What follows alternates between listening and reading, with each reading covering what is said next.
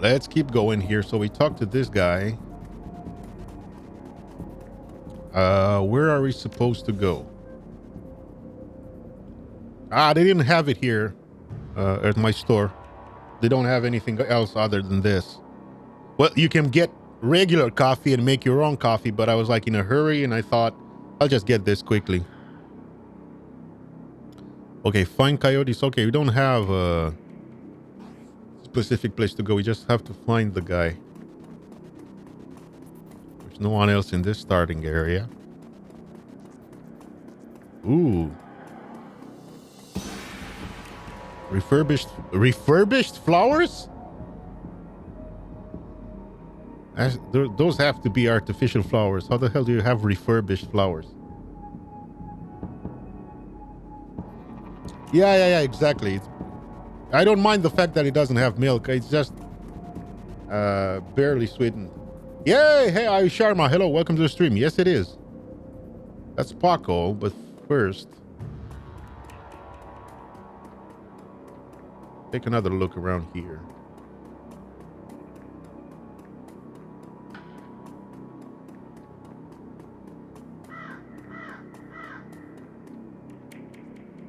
Oh, that's a cop. It looks like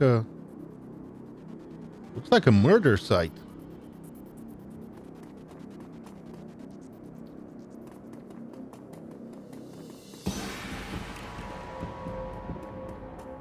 Oh, I don't like dark chocolate. Exactly for the same reasons, Digi.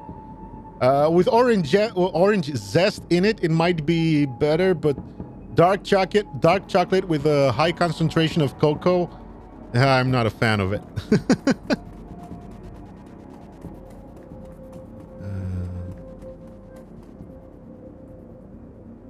I know people who are. I know someone who's like a big fan of black coffee, no sugar, and dark chocolate, high concentration of cocoa. I'm not a fan. Let's talk to Paco. The kid in front of you sports the trademark yellow of the Cutters gang. Young, clean-shaven, he stands like he owns the street and everyone on it. He seems distracted, though, glancing around with increasing agitation. He looks over as you approach. Watch yourself, dandelion eater. What do you want? Are you Paco? Yeah, might be. Who the hell are you?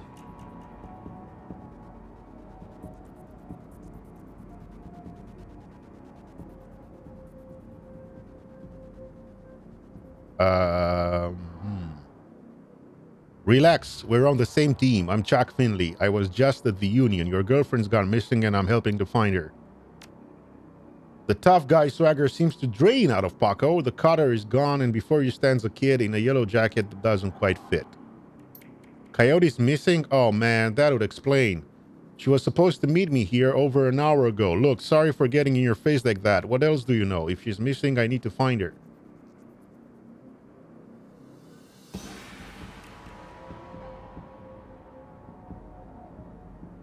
Ever... I don't remember this.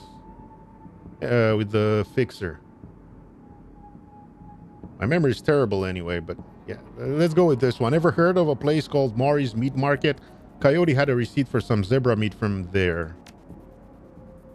What, you've been rummaging through her stuff? Yeah, that shop's down the block. What the hell she would need zebra meat for, though? That beats me. Do you know a fixer named Mr. Delilah? Coyote had a meeting with him a few days ago. I know of him, sure. Blake doesn't allow any cutters to take side gigs, though, so I got no reason to deal with him. Coyote hasn't said anything about taking new work. Wait a minute, Drek. I know where she went. Damn, why couldn't she wait? Damn it. Paco, slow down. Where did she go? The Royale Apartments. The landlord, Stevie J, runs a drug ring out of that hellhole. Coyote grew up there. Doesn't like to talk about it much. She's been looking for a way to settle the score with that guy for years.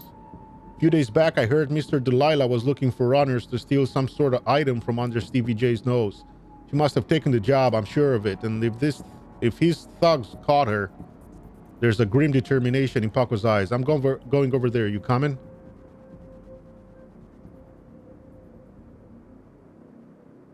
I'm in. Don't worry. We'll get her back. Damn right we will. Okay.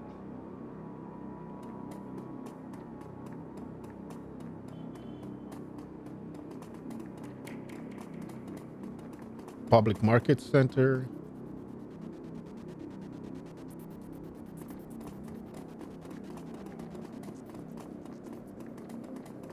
Ooh. Manny. Ah, Maury's Meat Emporium. There we go. The small meat stand presents an enormous diversity of dead animals, from cow and canine to the exotic and paranormal. The pictures on the back of the stand feature a much older version of the man in front of you. Wait, a much older? As soon as he notices Paco, the proprietor's eyes become hard and angry. What do you want? You know we can't afford more. Relax, man. My friend just has a question. Everything cool here? Yeah, everything's well. Manny continues to stare daggers in Paco's direction. The name's Manny. Now, what do you want?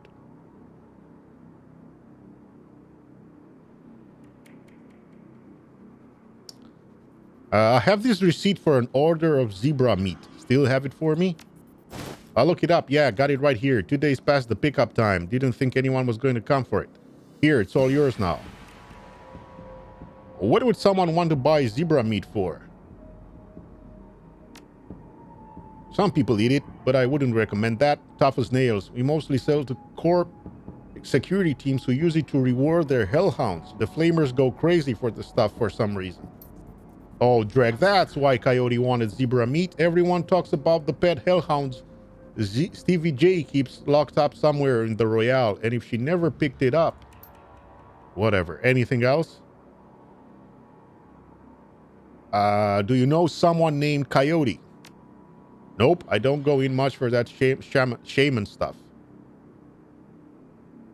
What's your problem with Paco? Why don't you ask him? What the hell is that supposed to mean? It means that your gang likes to stroll through here and relieve us merchants of our nuyen. My dad stood up to them and he's still in the hospital. Look, that's not my problem. I'm at the bottom of the cutter ranks anyway. I couldn't do dreck about that even if I wanted to. Tell that to my dad. I don't have time for this. We need to find Coyote. Wait, we will in a minute. I still have some questions. Whatever, making quick. Oh, okay, I'll be leaving now. So that was that conversation, and we got the zebra meat.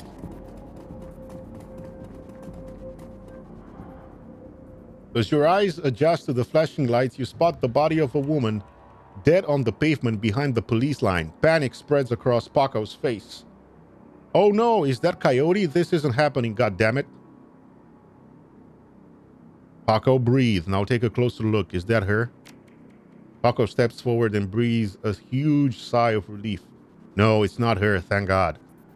Look, let's not hang out here too long, all right? Too many Lone Star pigs around. Paco looks over at the victim again.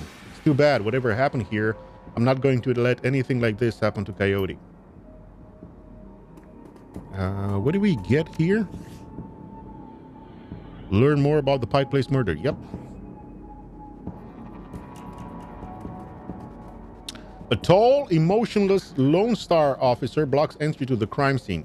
Behind her, you spot the lively face of the organ grinder's coroner, Dresden. This is an active Lone Star investigation. Please step away from the barrier. I'm here to see Coroner Dresden. And who might you be? It's all right, officer. He's with me. Dresden steps up to the barrier with a warm grin. The officer looks at you with poorly concealed skepticism. Okay, then make it quick.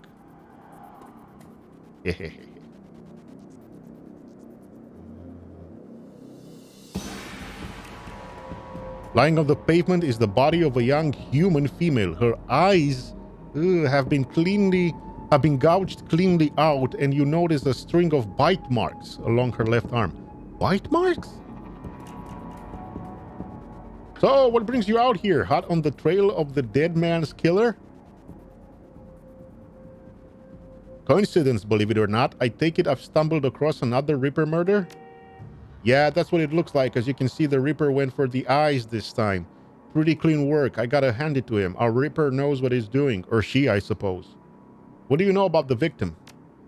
Well, not much. Dresden scratches his head absent-mindedly, probably breaking some sort of sanitation protocol. She's been dead for about 3 hours. Her name was Lucy Warden, worked at the stuffer shack just around the corner. Looks like she was just leaving work when it happened. Can you tell if she was subdued in some way before her eyes were removed?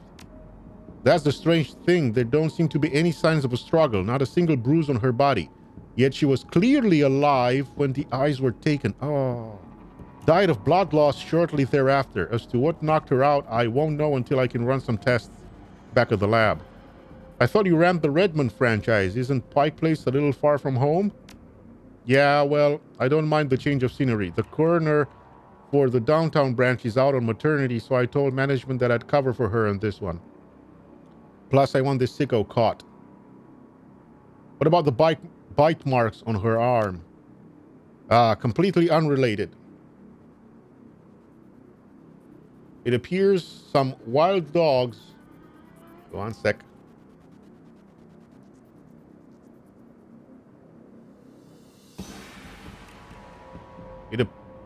It appears some wild dogs dragged the body out here from the alley sometime after her death. Any sign of magic use here? There was evidence of an unusual explosion in the alley where Sam died. Now there's an interesting thought. No, nothing obvious though. I'm sure when McCluskey shows up, he'll call in a full magical forensics team though, just to be sure. So the Ripper takes Sam Watt's liver and this woman's eyes. Any theories? Trophies of some sort, I suppose. Probably of some symbolic significance to the killer. Beyond that, I couldn't speculate. That's enough questions. Thanks, Dresden. Hey, I figure if I help you out, there's a better chance to get this scumbag off the streets a little sooner. McCluskey wants the Ripper in a cell, sure, but he couldn't care less if he takes another dozen murders. Good luck out there, eh? Dresden starts to turn back to the body, then stops. Speaking of McCluskey, you should probably get going soon before he shows up. Officer Aguirre. Ooh, Aguirre. The plain-clothes Lone Star officer before you sports a tacky hat and a crooked grin to match. So you're the one who's working for the dead man, eh? McCluskey warned us you might be sniffing around after the Ripper. Lucky for you, I got here before McCluskey. I'm Officer Aguirre. Pleased to meet you. Now, seeing as this crime scene is going nowhere fast, what can I do for you? What can you tell me about the murder that took place here? Not much, really. We know it was about 3 hours ago, and we know that her eyes have been surgically removed. You don't need Dresden to figure that much out. He's been looking at the body, though, so he might have more. Me, I've been scanning the rest of the scene and looking for witnesses, but no luck so far. Damn, Ripper might as well be a ghost. I take it you and McCluskey don't exactly see eye to eye. Let's just say McCluskey and I have conflicting interests. You have any leads on the Ripper that I should know about? Plenty if you ask McCluskey, but the truth is we're as clueless as you probably are. Thanks for your time, officer. Hey, hold on a minute there. You haven't put in a donation to the Lonely Orphans Fund. Lonely Orphans Fund? Yeah, see, you make a contribution to the fund, I put you on a list, and you know the next time we find any orphans that you might be interested in. Oh, he wants a bribe. Well, I'm always interested in finding out about any new orphans you discover. Excellent. Shall we say 300 Nguyen?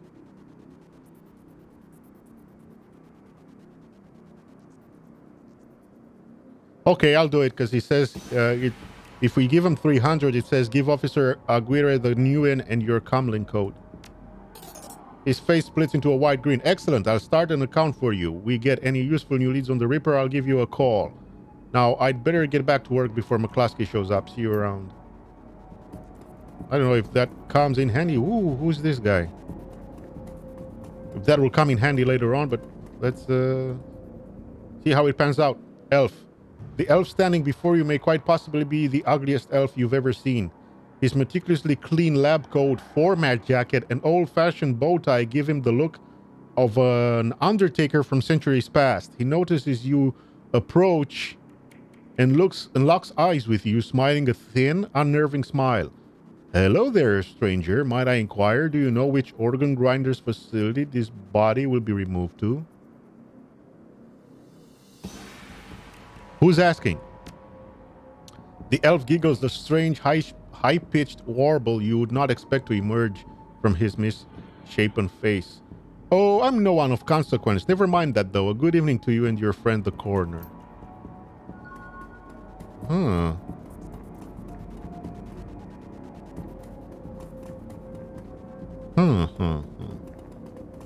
I wonder what that means.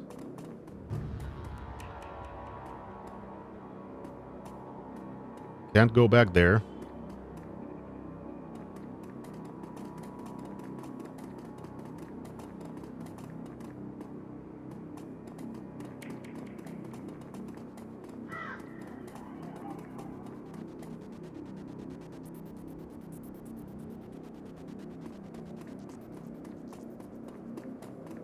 Glad there's no trolls around here? Racist. Junkie.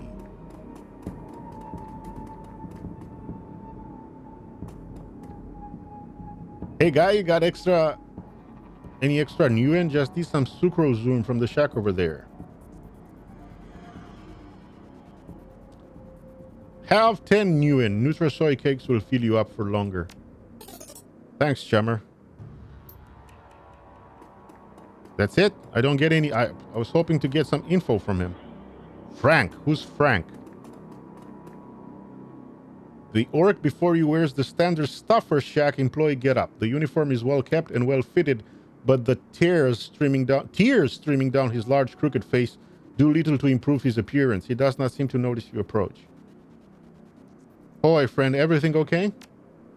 No, the orc takes a deep breath before looking up. That's my friend on the pavement there. Blind Lucy. We worked here 3 years together and now, well, I guess the Reaper got her. Blind Lucy? Well, Lucy wasn't completely blind, but she was legally blind. She had to wear these huge glasses and hold things up to her face. But she got new eyes about a year ago. Any idea how she scored the new eyes? No, she wouldn't talk much about it. Just called it her stroke of good luck. I guess that luck ran out.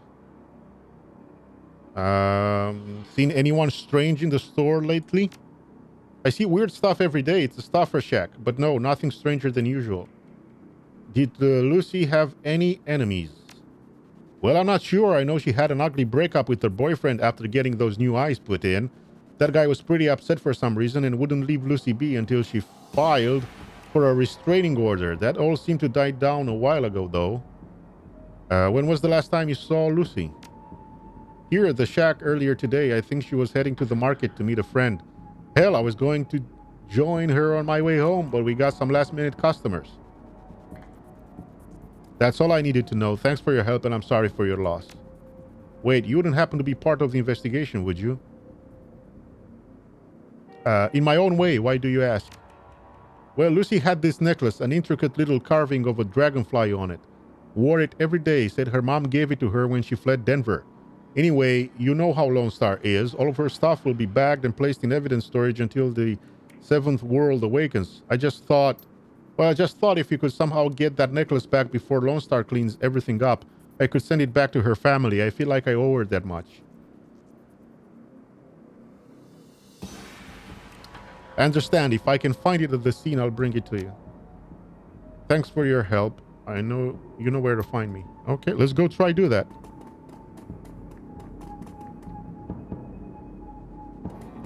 As risky as it sounds. Want to buy some BTL? What the hell is BTL?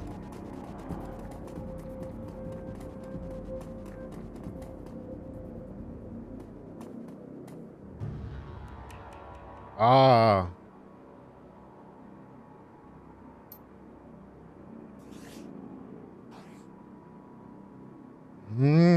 I got into this now. Catch the attention of the nearby officer Aguirre. Hello again, can I help you? I need to take the victim's necklace with me. It may help in my investigation. Well, if it'll help you, that means it will be helping McCluskey. Hey, we got it the nice way. Better than life, huh? Dresden looks up and the grin spreads across his face. Need something else? Any fascinating new leads? Sims and ships. Okay, gotcha. BTL, better than life. Okay. Did you notice a particularly ugly elf standing over there in the crowd earlier? Huh? Where? Dresden scans the spectators surrounding the crime scene. He's gone now, but he was asking about the body, wondering which organ grinder's facility it will be taken to. Interesting. Well, there's those who might be interested in purchasing some of her parts, sure, but that's pretty poor form to inquire at the site of a murder. An ugly elf, eh? I'll keep an eye out. Shouldn't be hard to spot if he comes back around. Sergeant Aguirre over there seems pretty friendly. Can I trust him? He chuckles. Yeah, that sounds about right. Any opportunity to get him McCluskey's way, he'll take it. A bit sleazy, sure, but I'd take Aguirre over McCluskey any day of the week. That's enough. Thanks, Dresden. Anytime. Wait, I can still talk to him? Okay, no, nothing new. Maybe later.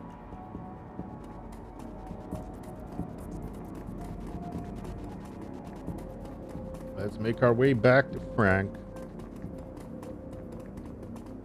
Stuffer Shack. Stuffer Shack. I wonder what stuffer means. Hatnix! Hey! Hello, Hatnix. How are you? Everybody in chat, give a follow to the wonderful hat. Oh.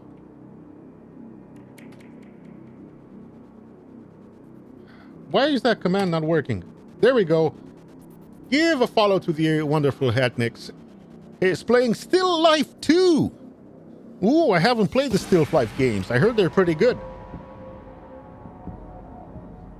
Frank looks up as you approach. Were you able to find Lux's necklace? I've got it right here, Frank. You can send this to her family now. As he takes the necklace from you, you can sense the weight lifting from Frank's shoulders. I'm glad I can do this much for Lucy, at least. Thank you. Friend, I owe you. Not bad, but with rough edges. Ooh, sorry to hear that. Oh, I played this when it first came out, Hatnix. I liked it a lot back then. And I'm sure I'll like it this time as well. But I haven't played the sequels. Okay, happy to help.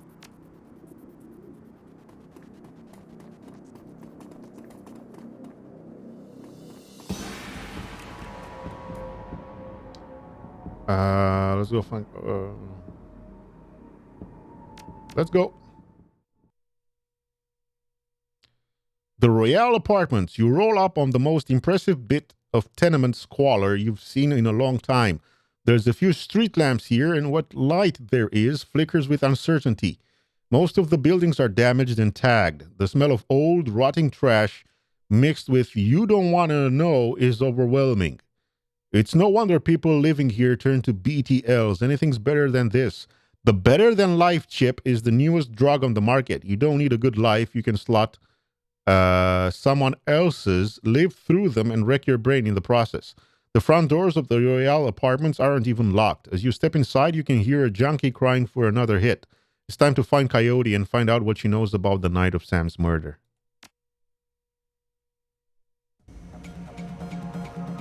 The Royale Apartments, what a hole. Can't imagine what it was like for Coyote growing up here. Paco trails off.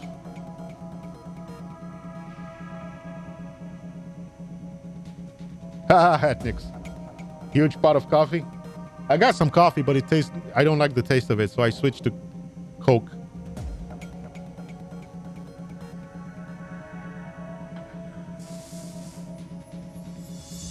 I got this coffee in a can. Brand is Ely, but it tastes a little too bitter for me. I need to put some sugar in it.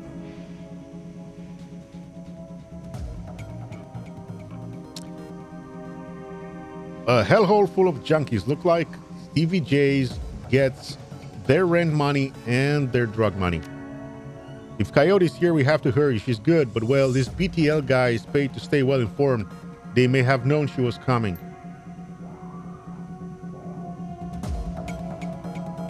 Ooh, we got cookies, we got coffee in chat. Love it. That's Paco.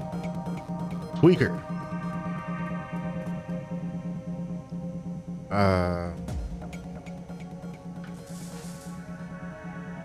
The woman scratches herself like a cat at a couch leg. Please, can you spare some new in?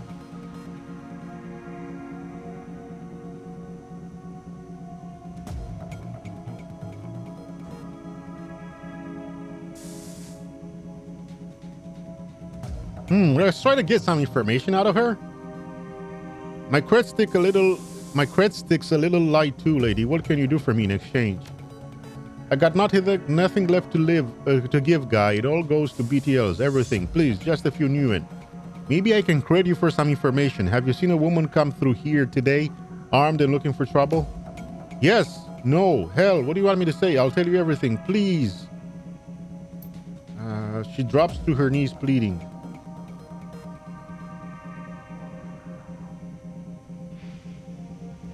I'm sorry, but I can't help you. You should leave this place if you can.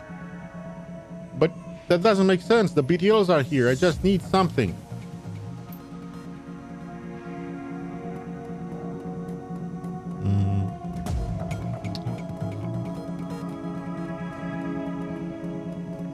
Sad old man. Like a lazy pigeon, he watches you approach. You're not from around here, are you? I don't want any trouble.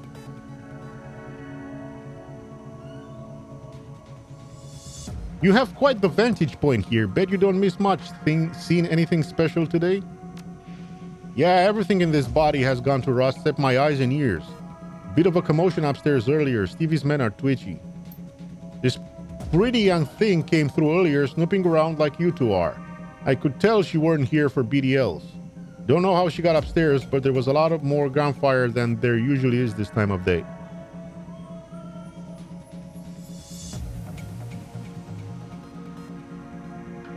But, that's not good. Did you see her come back down again? Nope. A couple of Stevie's men came around asking what anyone saw. Kept my mouth shut, I did. Where's Stevie's holed up? He's got a whole top floor to himself. Fancies he's the king around here.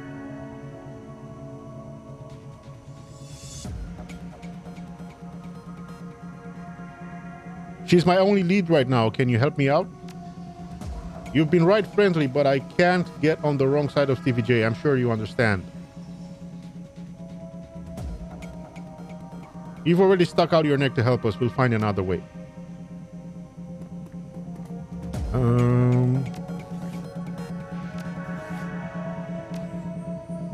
Where's my charisma?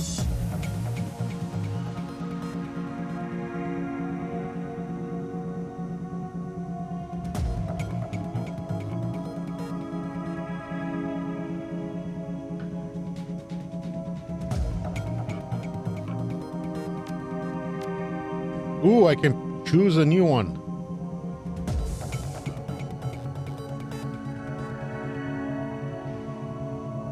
Let's go with security.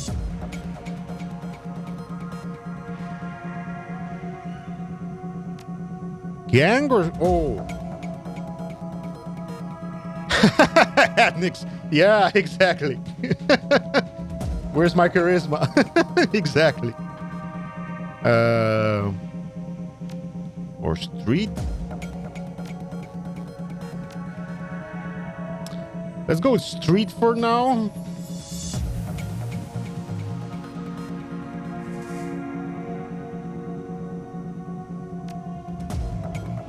And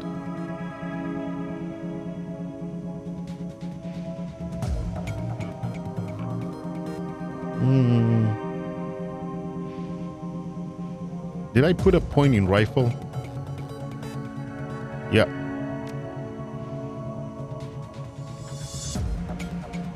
I did. Or I could put...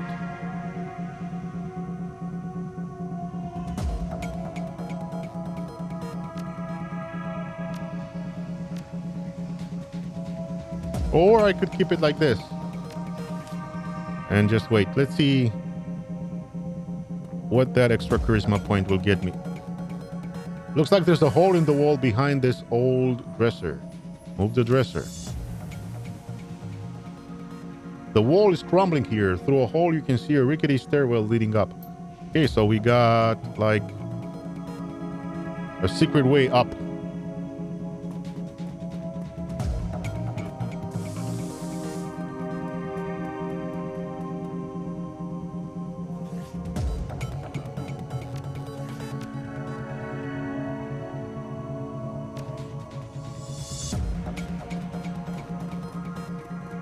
Stop your pleading. Your boy has debts and we're collecting. Riker. Simp, please, Riker. No, he's my son. Get your ass back in your squad before I break something else. I'll send him upstairs instead. You want me to give him to Stevie? Maybe after he kills that girl we caught. You pig, give Zipper back now, or you'll bleed on me? Zipper's gone. Get yourself a new kid. Oh God, please no.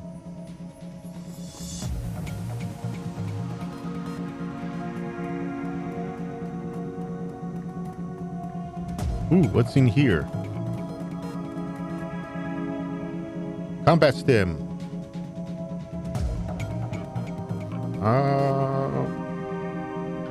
Leave this item alone. In case he needs it. This is my home, get out. What was all that about? Why do you care? It's my son. That bastard took my son. Who took your son? One of Stevie J's goons, Riker. He runs that filthy BDL squad across the hall. My son Zipper, he's not a strong boy and Riker knows it. He lured him in with those damn chips. Better than life? Ha, what a life. What life? And now they're torturing him in there. Why would they do that? Those sickos have a Simpsons recording studio over there. Overheard them say they have a special guest up in the penthouse. They plan to torture her with a recording of my son's dying breath. That must be Coyote. They've got her up there. Easy, Paco. She'll be okay if we keep our heads. Are you with me? Yeah, you're right. I'll be okay. What about my son? I'll see if I can save your son while we're saving our friend. Okay.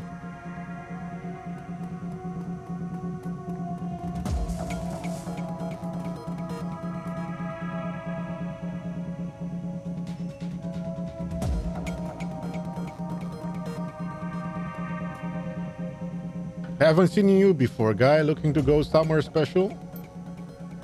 A scream echoes through the pipes of the rotten walls. Hard to tell where it came from.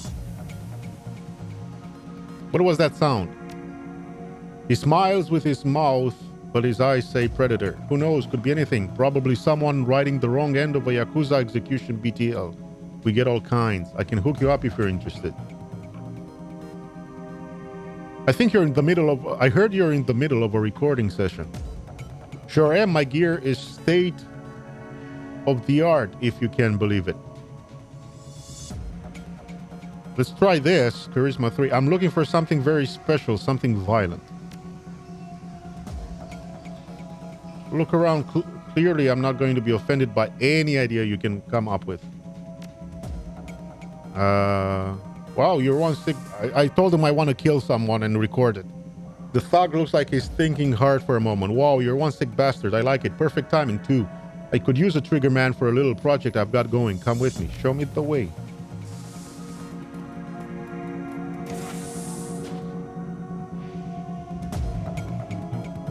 Okay, these guys seem all strung out.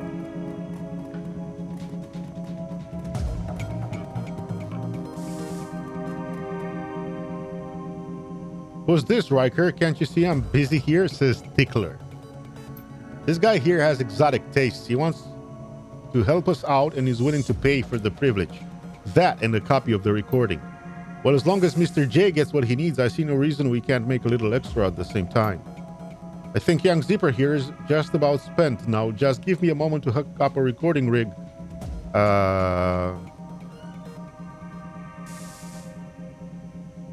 To our friend here, and he'll have quite the BTL for his personal collection. You know what would make a great BTL? What? What I'm gonna do to you.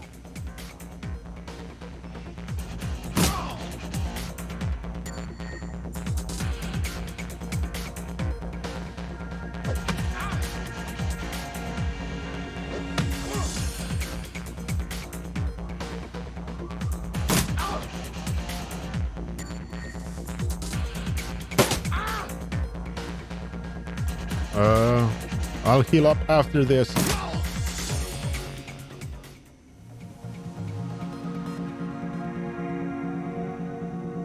I don't know what that was. Did somebody react upstairs?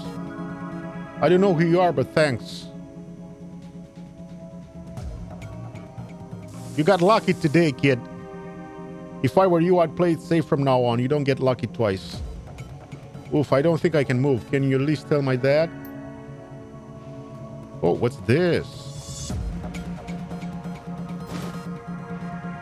Mission item added. BTL recording.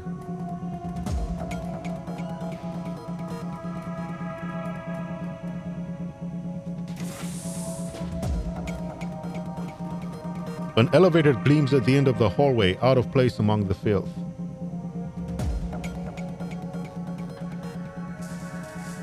Leave the panel. Let's talk to him. Have you saved my son yet?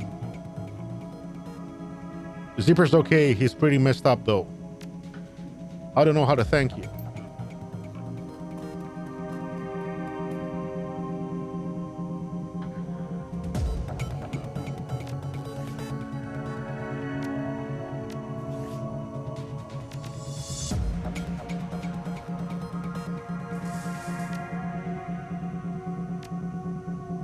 Okay, I'm healing myself.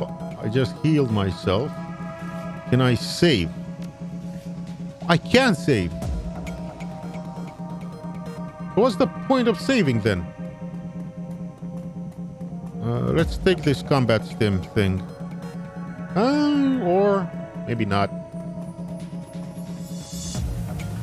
Let's talk to this sad old man and see if we can... Know anything about that BTL dealer? Just about that anybody around here would be crying over his death. Brings a bad type of people around that one. Nobody around here would be crying over his death. Brings a bad type of people around that one. Okay, and you sure don't know anything about that stairwell? I can't help you. Stevie J would feed me to those hounds of his. Look, we're here to save her. Do you really want that girl's fate on your conscience? Damn it, you're right. You can go on through my place. Oh, okay. That was the charisma for? I can't talk to her.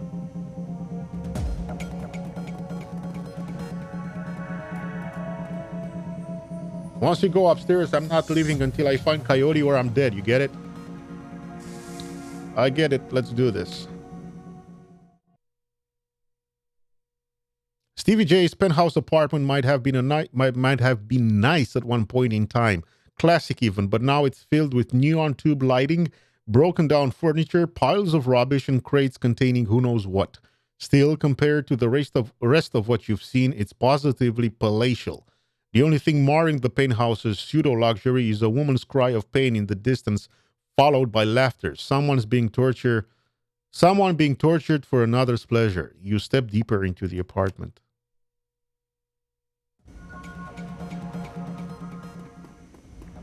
Puffing and puffing, you reach the top of the stairs. Look like Stevie J doesn't use them much, if at all. You have to hurry.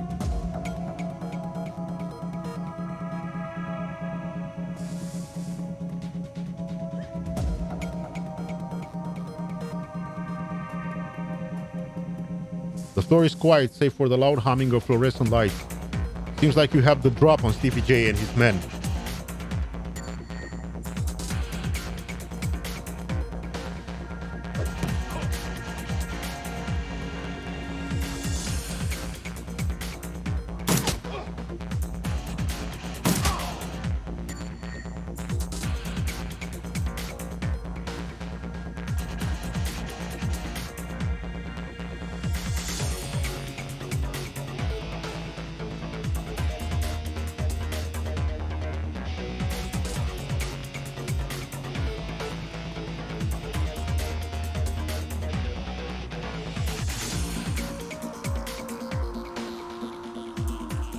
The room beyond the bars is a stinking jumble of burned flesh and dog flop. An enormous hellhound, its fur streaked with whip marks, growls low. The eyes of a second hellhound burn menacingly in the corner. Shove the zebra meat through the bars. The hellhounds devour the zebra meat in a few massive bites and they let out a contented growl. Open the door.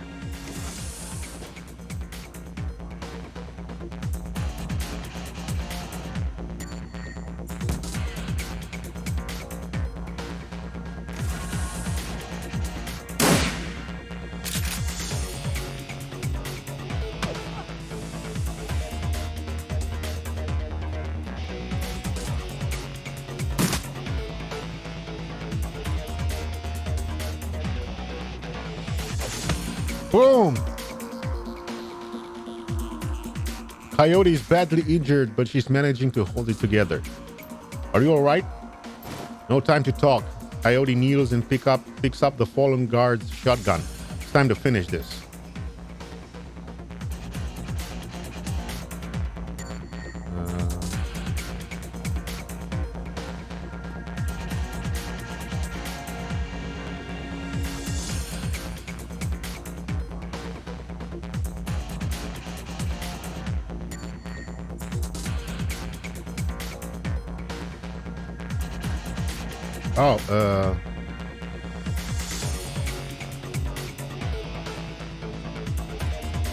Okay.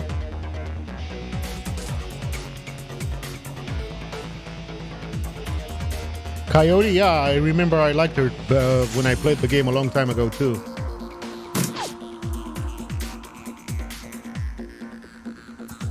Get here.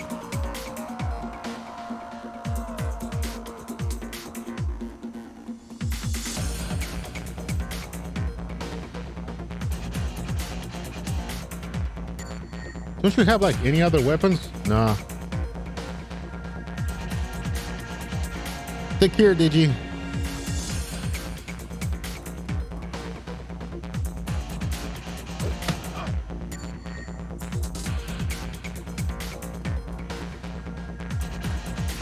Stevie J.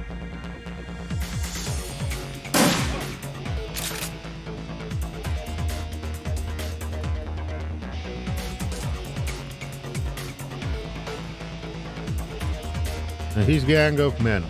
A raspy, manic voice booms over the penthouse PA system. You really think you can come in here and shoot up my place? Do you know who I am?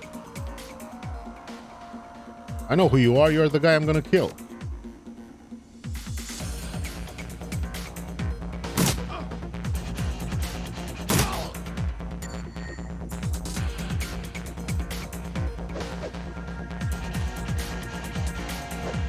Missed both shots, damn it.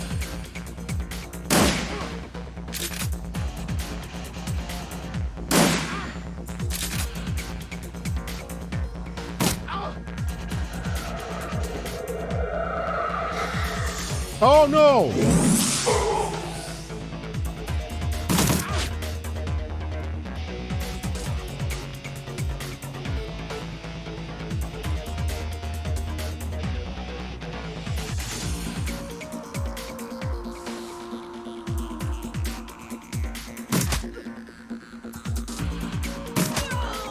Take her down.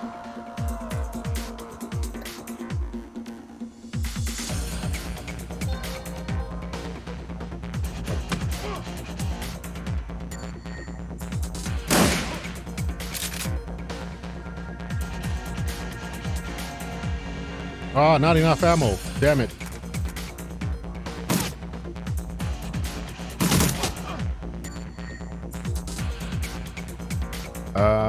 This is my turn.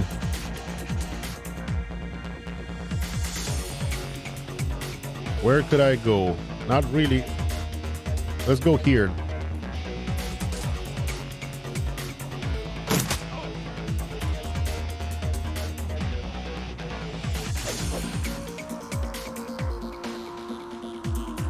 Keep piling on him.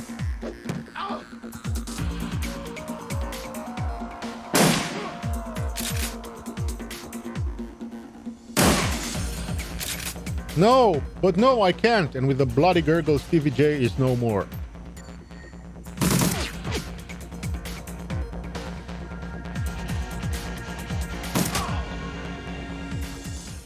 About time you got here, Paco. Who's your friend?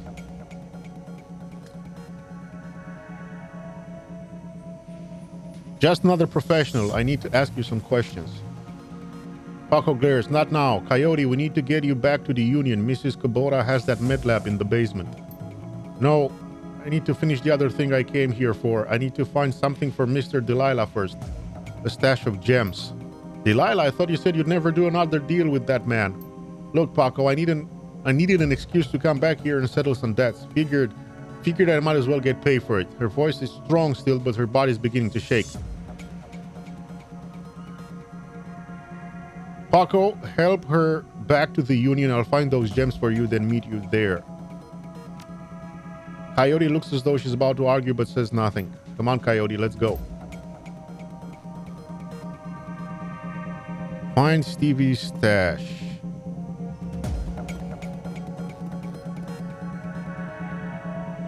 Which I'm sure is somewhere in here.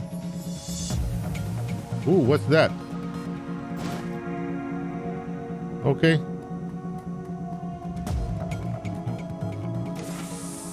Oh.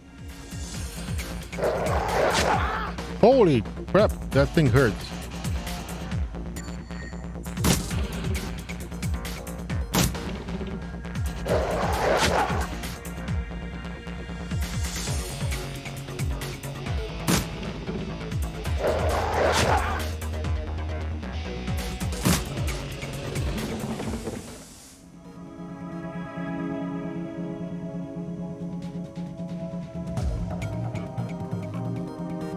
What? You can level up to the point where you don't need to reload pistols? That sounds pretty cool. Okay, find a small velvet bag filled with precious gems.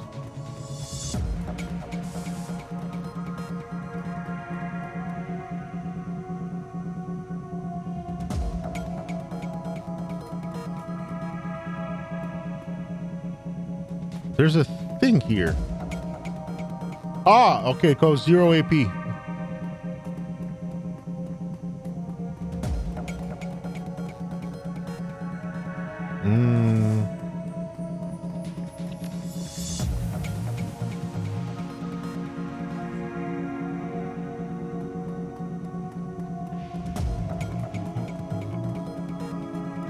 I haven't looked everywhere around here, so...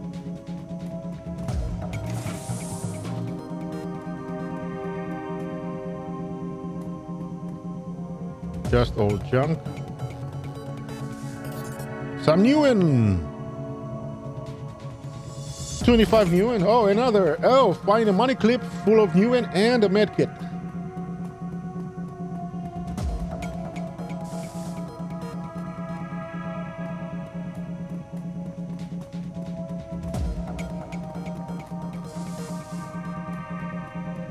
Wait, I can't go back downstairs?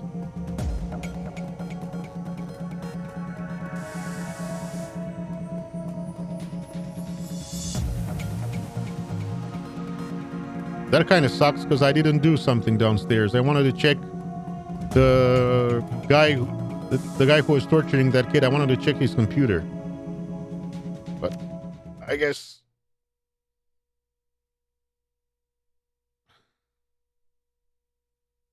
we'll do that later. Or I guess we don't get a chance to do that.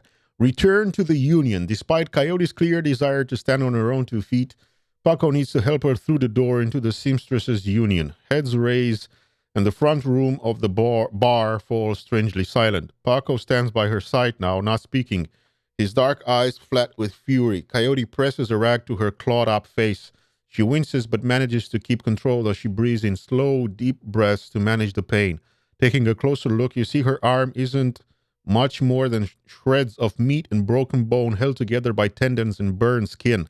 It'll be a miracle if she still has it by the end of the night. Mrs. Kubota is standing bar herself when Paco walk carries the mangled and bleeding Coyote into the Union. As soon as the boss lady lays eyes on her missing bartender, the place gets quiet fast. By the time she rounds the bar to meet you, Coyote is the color of wet spackle and there's something new in her eye, fear. This woman has faced down hellhounds, but the sight of Mrs. Kubota has her staring at the floor and mumbling. Woman, how dare you miss 2 shifts and then come back and bleed on my floor? I'm sorry, Mrs. Kubota, I had a run that went bad. Soka, I can see that. Your arm is a mess. Was this your crusade again? Do not answer. It will only upset me further. You caused me to worry about you, Coyote, and that distracted me from my business. Hi, Mrs. Kubota. My apologies again. Cherry, take her downstairs to Dr. Castle. Yes, ma'am. And tell Castle to put something new and shiny where that arm used to be.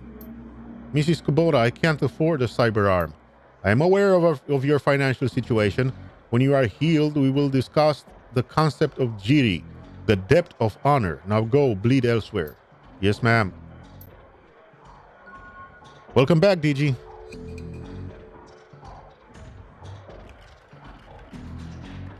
Her anger at Coyote's rashness slowly washes from her eyes and is replaced by tears. She sniffs, wipes them away, and inclines her head to you. Domo arigato, Chuck Finley. That girl is precious to me. It is not often that we see acts like these in the Barrens. You have performed a great service for my little family, and I welcome you into my home. Consider it yours while your work keeps you here. But we both know that words are mere air. Beyond my thanks, I offer you this remuneration. Please take it as a show of respect. I am honored, Mrs. Kubota. Thank you. You are most welcome, and I offer more than simple lodging. You will find that there is more to the Union than meets the eye. Below us is a small facility available exclusively for discriminating independent operatives like yourself. In it, you will find vendors selling the best gear the black market has to offer, a fully equipped cyber dock, and a secure place to rest when the dreck hits the fan, as they say. My, you are quite the entrepreneur. Indeed, normally I require a percentage of the runner's income for the use of this facility, but as I said, you are family now. Consider it on the house. To gain entrance, play GAFFC on the piano. Meet all the black market vendors in the safe house.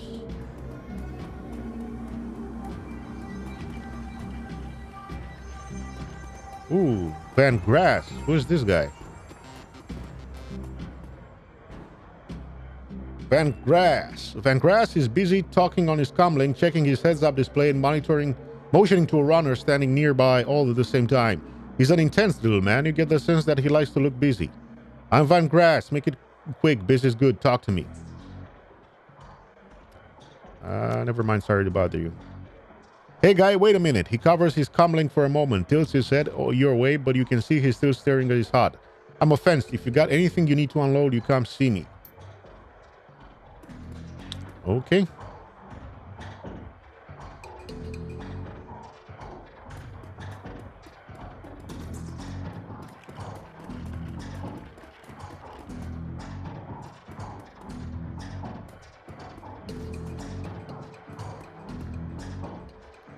Johnny leans on his seemingly brand new mop and surveying the crowd at the Union.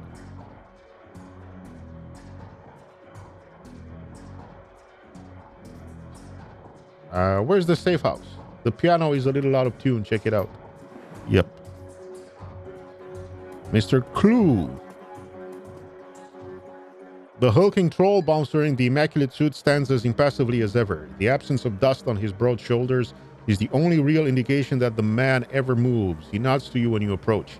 Evening, I see Coyote's back looking only a little worse for wear. We have you to thank for that? Paco and I tracked her down. Always wondered what she saw in him, but I guess he ain't all bad. I'm just glad she's back. Couldn't stomach losing anyone else so soon after what happened to Sam. You feel protective over the people here. Immensely toward anyone who walks through that door, be they employee or patron. Unless they mean ill will, of course. Mind if I ask you a few questions? Haven't minded so far. You hear anything else about Sam's death? People are saying it was the Reaper, but people say a lot of things about what they don't know or what they don't understand. You know where I can find a fence? I think Van Grass is at the bar near the stage. Dwarf with a cyber eye. Can't miss him. How long have you been working for Mrs. Kubota? I crawled in here after I awoke. Mrs. Kubota took me in and gave me a job. I've been here ever since. This is a stupid question, but do you have to pay extra for a manicure on hands that big?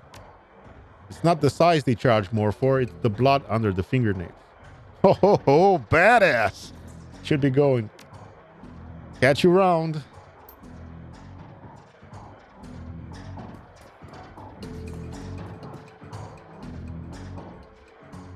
The piano looks like it's been here since the Union was built, but doesn't look like anyone has played it in earnest for almost as long. Play GAFFC. As you slowly peck the notes out on the keyboard, they spark a faint... Cat Pig! Hello, welcome to the stream. As you slowly pick the notes out on the keyboard, they spark a faint memory of wonder, immediately forgotten as the entire piano slides to the left, revealing a hidden staircase. You descend the stairs into the Union safe house.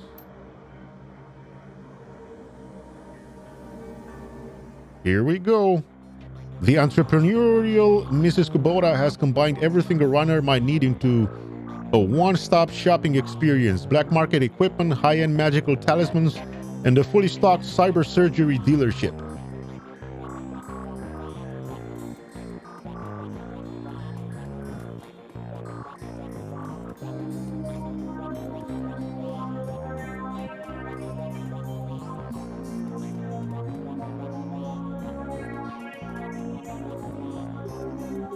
Ooh. Oh, that's my stash. Okay.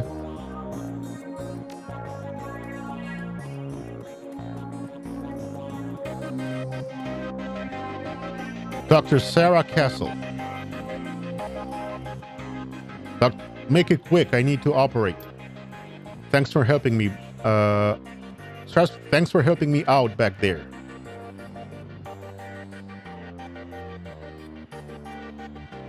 Tell me about the night Sam Watts died.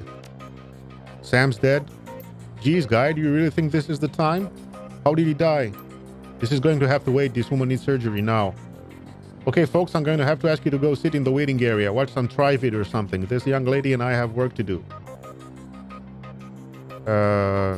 Mrs. Kubota never said what kind of cyber arm she'd pay for. I want something badass. Got one with the laser inside? You'll take what I give you, lady. Now let's have a look at your face. Leave it. Excuse me? Coyote. I earned this face by being stupid. I'm gonna keep it. End story. Whatever you say, kid. With one swift move, she sinks a syringe into Coyote's thigh.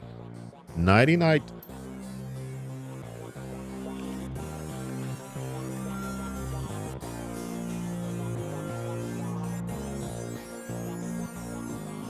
Coyote looks both better and worse than you last saw her. All the gaping holes are plugged and she's sporting a new cyber arm, but now that the adrenaline has worn off, it's clear she needs some rest.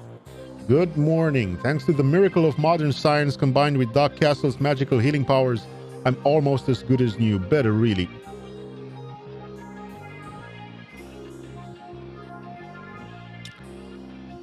Can I talk to you for a few minutes, Coyote, about Sam? Coyote looks genuinely sad. I can't say I'm surprised he's dead. Sam was on a downward spiral for a long time. What can I tell you?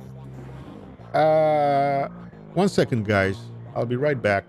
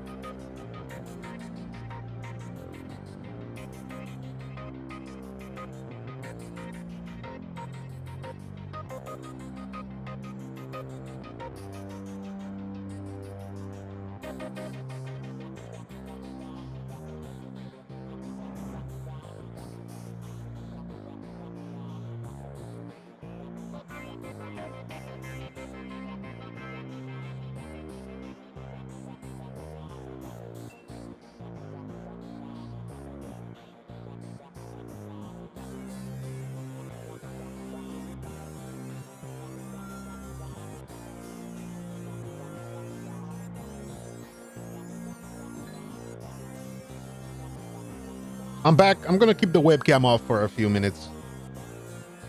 Tell me about Sam. I hear you liked him. I did. He made me laugh. No one else seemed to like Sam's jokes, but I did.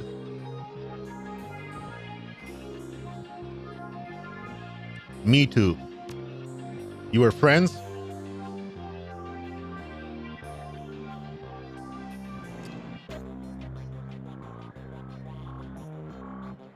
He saved my ass once. Got it. For us, it was more about me saving his ass once or twice. But Sam just had a way of charming you, you know? I guess I knew him the best of everyone here. Sorry he's gone. You served Sam the night he died. What do you remember about that night? It was a pretty average night, regular crowd as I remember. Sam was drinking with a guy named Armitage. Jake Armitage? Yeah, you know him? Met him. He's a charmer too. She bites her lower lip. I like gingers. Anyway, Jake and Sam were having a few. Well, Jake was having a few. Sam was tossing him back, but good. Eventually he got loud, the way he sometimes did when he mixed drinking and who knows what, and Mrs. Kubola wanted him ejected.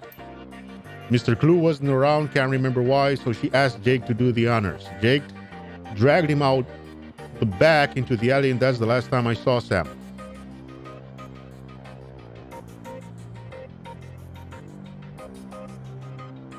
You said he got loud. Do you remember what he was saying? She thinks. Standard Sam Drek. How he grew up rich and didn't deserve this. How he hated his mother. How he loved his mother. It was pretty pathetic stuff. Did Sam have any enemies? Enemies? That's hard to say. Sam partied hard, and when he did, he ran his mouth off pretty good. Got his ass kicked on more than one occasion, but no, I don't think he had any enemies, at least none that I'm aware of. Where did Sam live? On the streets mostly. He'd occasionally convince someone to let him flop on their couch, but he'd always overstay his welcome and get kicked out after a few days. Sometimes I'd sneak him down here so he could crash in one of the bunks. He used one the night before I saw him last. How bad was his drinking? If it was just the drinking, it would have been bad, but Sam wasn't the monogamous type. He dabbled in everything. Booze, chips, drugs. He loved the nitro, whatever he could get his hands on. It wasn't always like that, but once he got sick, he started using more and more stuff to try and forget about it.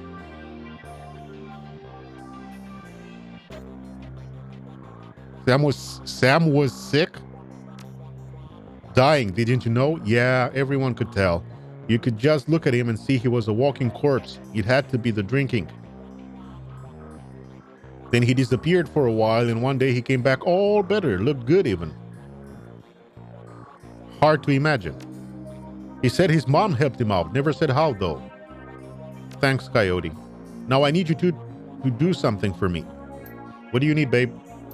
I need you to talk to Mr. Delilah for me about the Royale run. He's usually upstairs. Tell him I didn't get the gems. Maybe I can take another run at him when I recover. I will.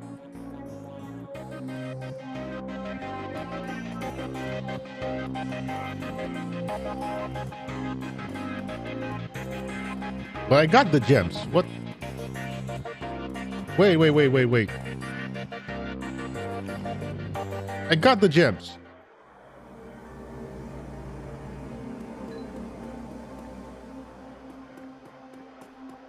Mr. Delilah. Mr. Delilah looks small and tough with an untraceable shoddy on his back and a heavy vest under his trench coat. He's got the air of someone who gets things done and occasionally does them himself. He might be an ex-runner, one of the rare ones smart enough to move over to management when he felt his reflexes slowing down. What do you want? Mr. Delilah, we have business to discuss. What business? I got no business with you. We're with Coyote. She's indisposed at the moment. At the mention of Coyote, he finally gives you his full attention. Why didn't you say so? Coyote is late and my client is getting anxious. Where is she? She's downstairs in the med bay. Got her arm torn off on the job. No kidding. Well, whatever. She stopped. She'll pull through. So, who are you two? Chuck Finley. He's Paco. Great. We're all introduced. Now give me my stones. Give him all the stones. In an instant, there's a jeweler's scope on his eye, moving quickly through what appear to be the most valuable stones. He stops when he finds what appears to be an ordinary pebble inscribed with Hebrew characters. That's the one. He pockets it. Okay, you done good, but you're late. And Coyote knows that in this case, late equals no payment. But I'm feeling magnanimous tonight, so you guys can keep the rest of the gems as your reward. Deal. Mr. Delilah looks you up and down, takes you all in. Listen, you all look like the sort of man who might run a crew of your own one day. Might need a little talent. When that happens, you come to me. I'll set you up. He dismisses you with a wave. Looks like you impressed him. I know a fence for those gems. Van Gas, follow me.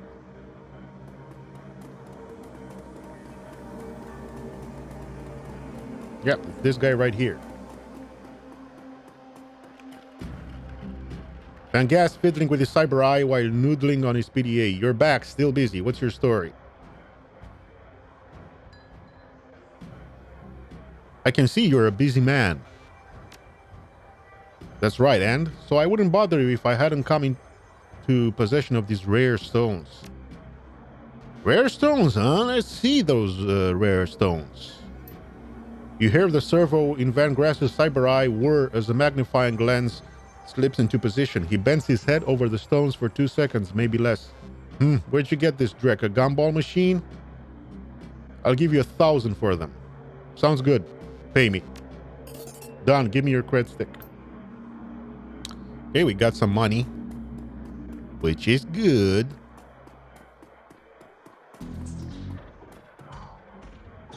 Let's go back downstairs and do the rest of the stuff that we were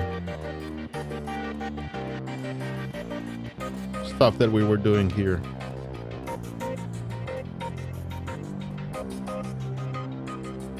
The bunk is a mess and reeks of booze. Searching through the sheets, blankets, and pillows, you find an old photograph that has seen a lot of wear.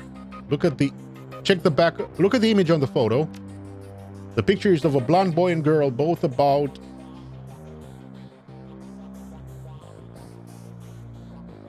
age 14, sitting on a dock on the edge of a lake. They appear to be twins. The boy has his arm tied around the girl's shoulders and is mugging for the camera. The girl is planting a kiss on his cheek while making rabbit ears behind his head with her fingers. Look at the image on the photo again. Okay, yeah, it's the same thing. Check the back of the photo. Written in a woman's hand are the words Sam and Jessica, Lake Sammamish, State Park, summer 2040. Pocket the photo.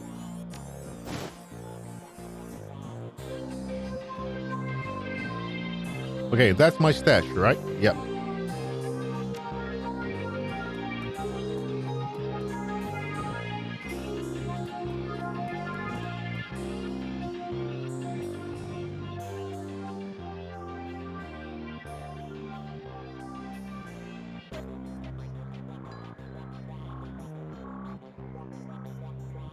In Shadowrunner circles, the term doctor is often used quite liberally to describe any sawbones with a needle and thread.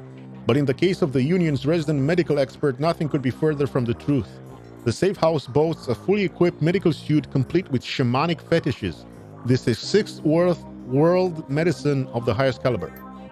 The doctor herself is an unassuming sort, perhaps the type to go unnoticed entirely, if not for the sprightly spirit perched on her shoulder like her own personal gargoyle. The spirit's burning eyes follow you constantly, even as the doctor's own eyes are buried in her charts. However, she does look up long enough to acknowledge your approach. I'm Dr. Castle. I understand you were instrumental in bringing Coyote back to us. Thank you for that.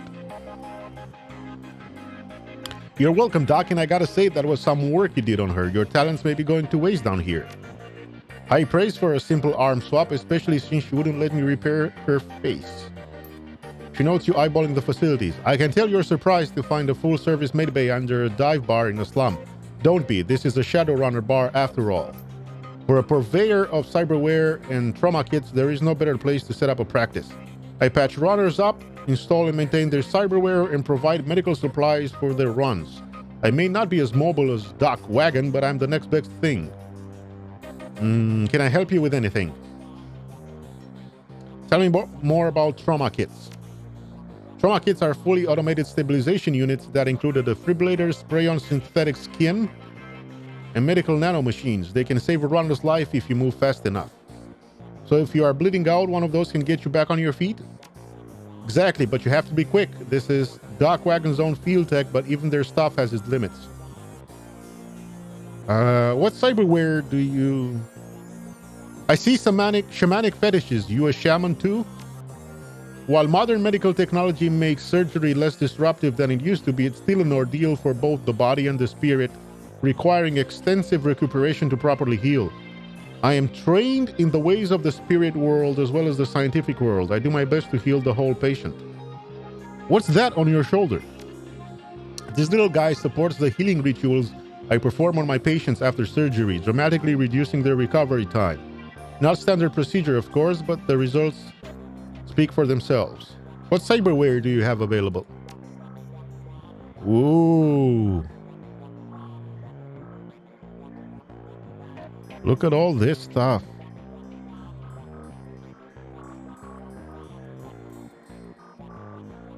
Ooh, vision magnification eyes. Renraku's basic cyber eye replacements extends and enhances your vision, adds plus 3% to hit.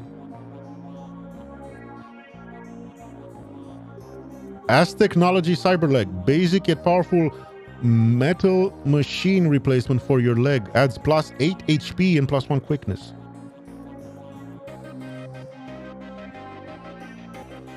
Ooh, Ares dermal plating, basic. Ares basic dermal armor plating implants, adds plus 2 armor. I think I'm gonna get vision magnification eyes basic. Yep.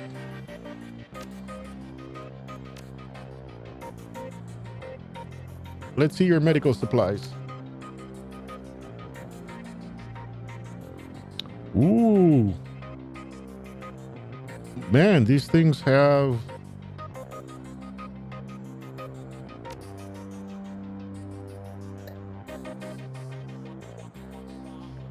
I've got a basic trauma kit, an advanced med kit, and a basic med kit.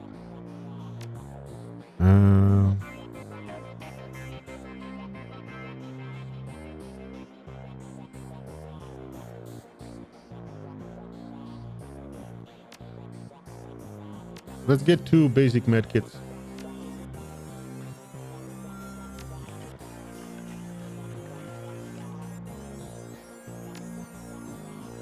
Right, I got... Oh, my, they went to my stash, huh? Haha, catpick.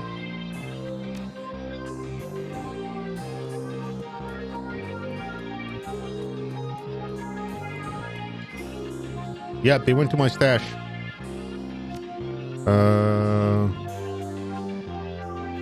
I'll put the nitro in the stash and get another basic medkit for me here.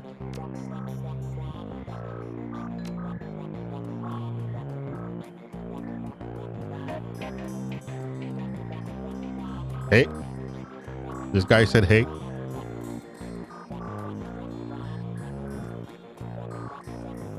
Every inch of the tech alcove is covered in a chaotic patchwork of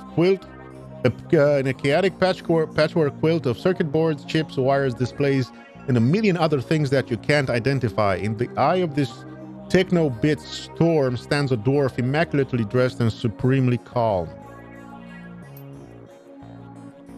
I know that look. Don't let the size of the shop fool you. I can get any Matrix hardware or software that exists, and if it doesn't exist, I can get it made for you. Any questions I can answer or any gear you need. What's a deck? You jack into the Matrix, or in the context of a run, when you jack into the local node of the facility you're in, the deck determines how many programs and ESPs you can carry and the firepower of your base Matrix attack. Decks have IP. When a deck's IP is reduced to 0, you'll get booted from the system and it'll hurt. It's a program. A program in the Matrix allows you to defend your avatar against countermeasures and enemy deckers. There are a wide variety of different programs for attack and defense at different power levels. As you progress as a decker, you can use more powerful versions of this program. What's an ESP? Johnny, you want to take this one? Sure, when you infiltrate a facility on a run, you have a team. When you jack into the Matrix, you are all alone. That's where ESPs come in. An ESP is a highly advanced artificial life program which, when you deploy it, manifests as another team member in the Matrix.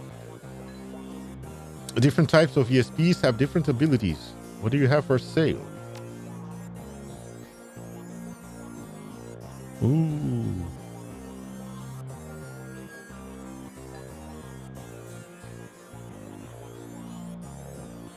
Whoa, look at this.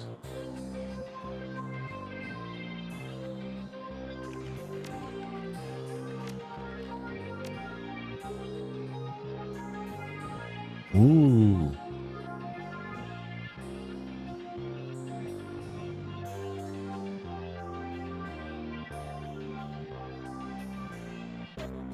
Oh, interesting, Cat Pig and Digi.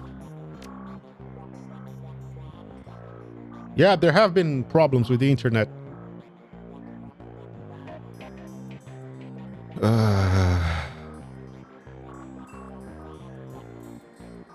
I'll look at these after I have another look around.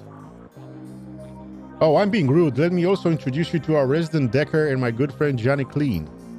While in the same overalls that you saw him upstairs, down here leaning over a workbench crammed with circuit boards, cables, and chips, Johnny Clean seems a totally different person. You get the impression that Johnny was once as hot and as invisible as the most infamous deckers today.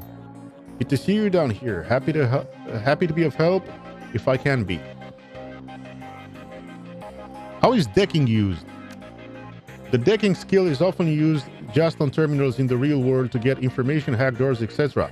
But occasionally your run will have the option or the requirement to go into the local Matrix LAN of the facility you are infiltrating in order to gain access to valuable information or control more important things in the real world. Why are you dressed as a janitor? Did I stand out upstairs? No, janitors never do. When I was younger, I had a rep for getting in and getting out of systems so cleanly that no one knew I was there. Half the Matrix runs that earned me my rep were made possible because I was able to get inside the facility posing as a janitor. Now, it's just sort of part of me. Is it true that you were part of the Echo Mirage team? Let me take this one. Listen, I've known the guy for over a decade and he's been smart enough not to tell me. So he's sure as hell not going to tell you anything about those days. For your health and his, best to let the subject drop.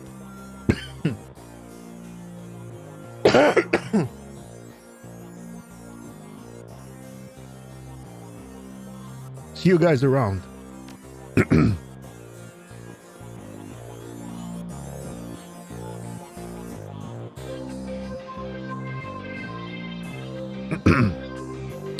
T.B. Gruberman.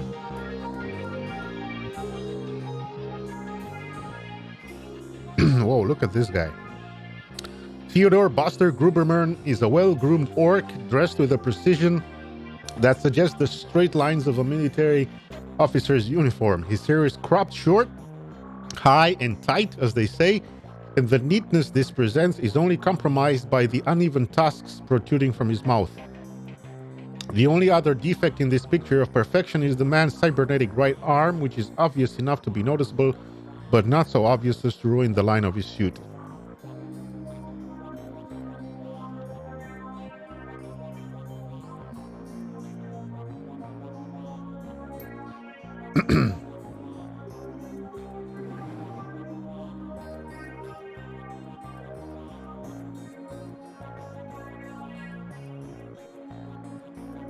Whoa, what?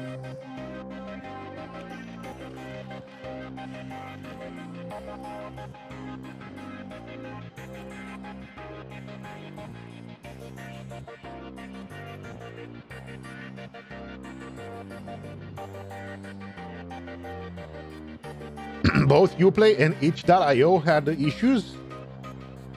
Wonder what's going on. When he speaks, the orc's voice is soft and thoughtful, and he talks almost exclusively in numbers, calibers, ranges, rounds per second, arc of fire, razoring factor, tensile strength, and of course, price. Bunker Buster Gruberman at your service. Friends call me Buster. I also answer to Sergeant Sir, and even Theodore on occasion. Anytime you're in the market for firearms, ammunition, or ordnance, I'm your man. How can I help you? What exactly do you sell here? Things that go bang in all shapes and sizes, plus other odds and ends on occasion. Consider me your own personal armory. All weapons are guaranteed to meet strict UCAS military spec, or your money back. In addition, I can handle routine maintenance, repairs, and upgrades if you so desire. If that wasn't enough, I also teach a safety and instructional course every weekend. This week, we're covering bayonets. Mark my words, they're making a comeback. So what can I get you? Let's take a look at what you've got.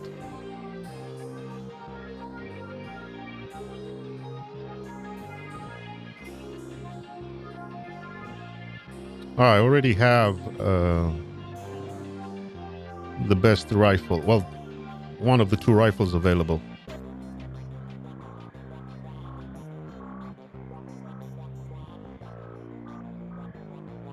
This music is funky. Oh, and he also sells medkits.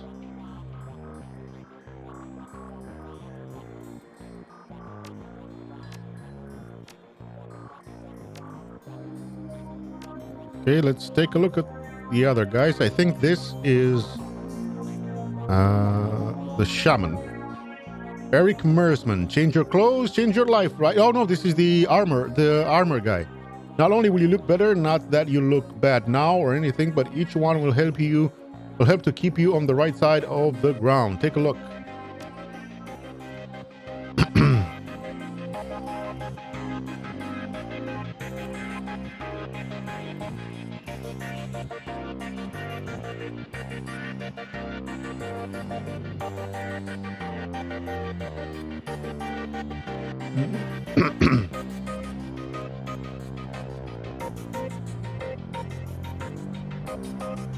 Yeah, they're pretty pricey. Because this one, Ali Punk, would be cool. HP plus 3 and armor 4.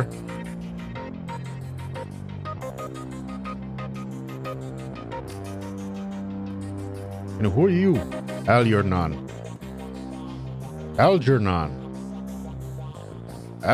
Past the bar, the edges of the safe house become somewhat indistinct due to the magical haze surrounding a particular elf.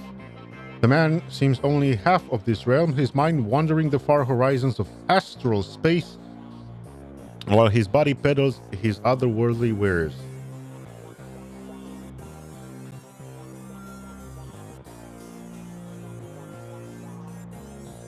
Yeah, I'll check it out, Digi. I'll check out their Twitter.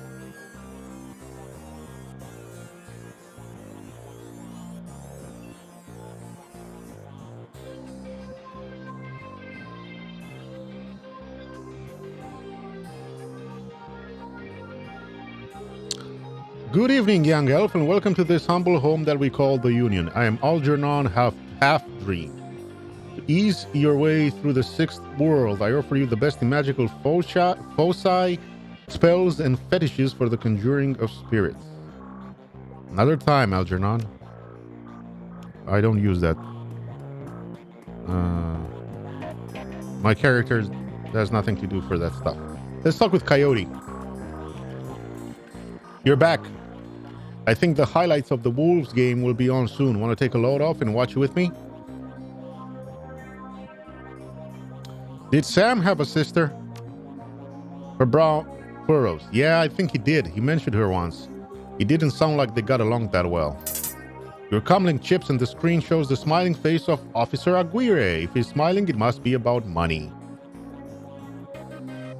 Officer Aguirre, what a pleasure to hear from you. Yeah, we're buddies. Let's go dancing soon. Listen, the Ripper got another one. The victim worked at the NTSB investigation facility down on the docks. You owe me for this. Put it on my tab. You there now? Better get here quick before McCluskey arrives. The image on your PDA dissolves as the call ends. Another Ripper murder. Where? The docks. I've got to go. Okay, listen, I want to help. You dragged me out of the Royale before something bad happened. Worse than getting my arm torn off, and Sam was my friend. You head to the docks and I'll see if I can track down Sam's sister Jessica. She might be able to help us. Thanks, I appreciate the help. Take a cab to the NTSB warehouse.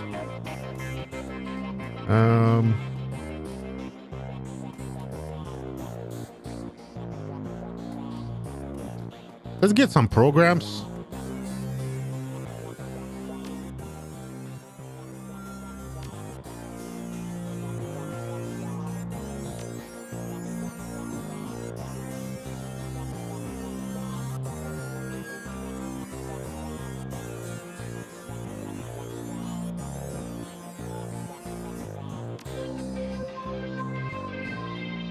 And medic.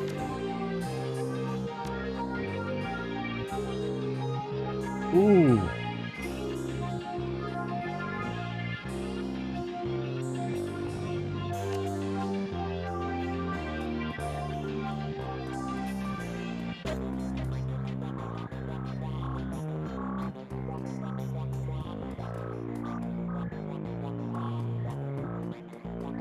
I need to equip my...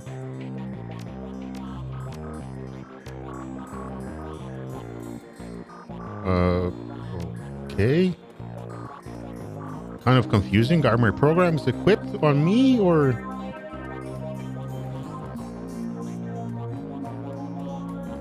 What do I have for... Gives me armor 1, huh? Yeah, let's wait maybe until we have a... Start a party. Cat pick. I would if I could.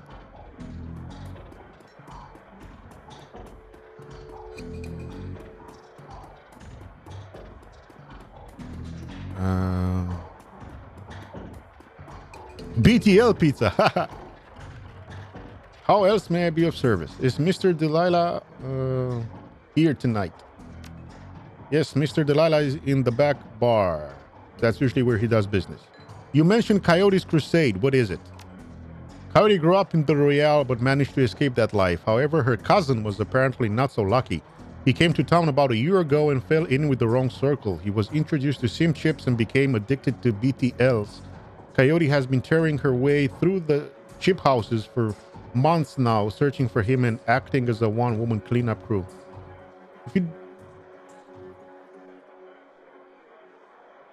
If you don't mind, how did you get involved in all of this? I'm a former runner. Now I provide a safe haven and a marketplace for runners who need a trustworthy place to congregate and do business. Are any Johnsons or fixers here tonight?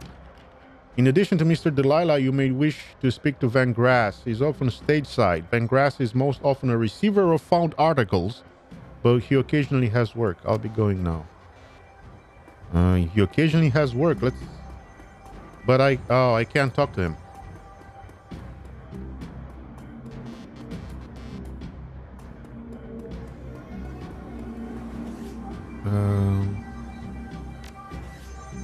Yeah, can't save. Let's go to South Seattle docks. Hopefully we can do this on our own. I know you can recruit people, runners, but I kind of don't want to spend the money right now. Leaving the Seamstresses Union behind, you head to the docks. The Ripper killed Sam, and maybe he or she slipped up with this latest victim, left some useful evidence. Only one way to find out. South Seattle is your typical industrial area. Grit, grime, and gray. The rain doesn't help matters any. Layers of dirt mixed with abandoned wooden pallets repurposed into makeshift furniture for the day workers. Garbage collects in the gutters of the broken down street. Disreputable is this district's middle name. Your destination, the National Transportation Safety Board warehouse, is located on a small strip of dock towards the less maintained end of the waterfront.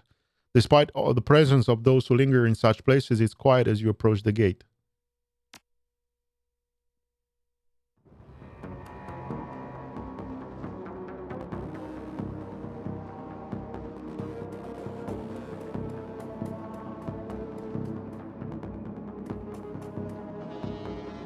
You don't have anything to say to me, neither do you.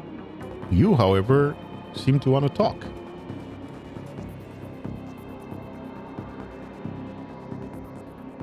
Hey, you looking for a good time? Know anything about the NTSB? Yeah, the bums around here have been stealing old crap from that place for years. Not worth my time, though.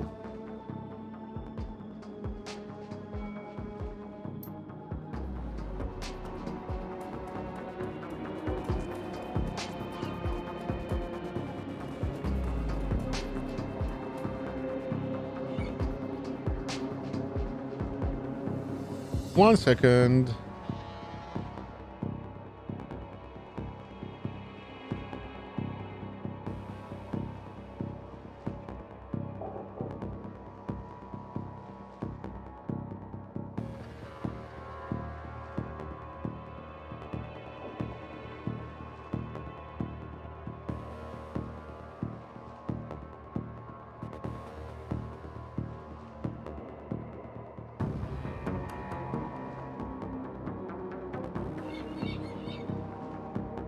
One second, guys.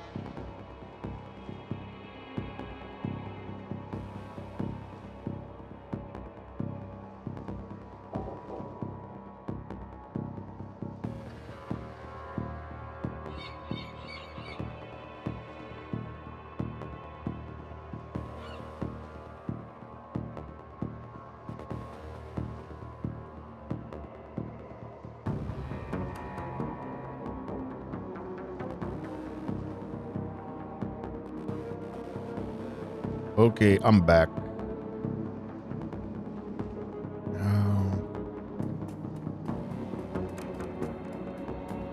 Fancy looking stuff around here.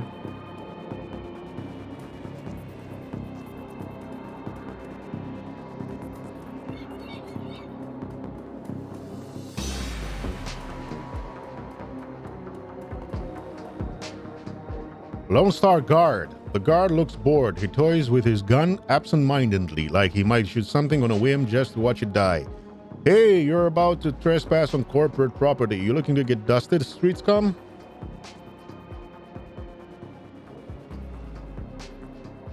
I'm working with Lone Star on the crime scene investigation in the NTSB warehouse. Sure you are. I'm Lawfweir, the King of Dragons. Beat it.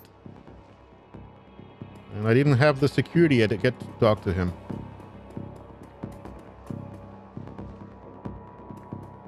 Okay. Ooh, an airplane. An old airplane.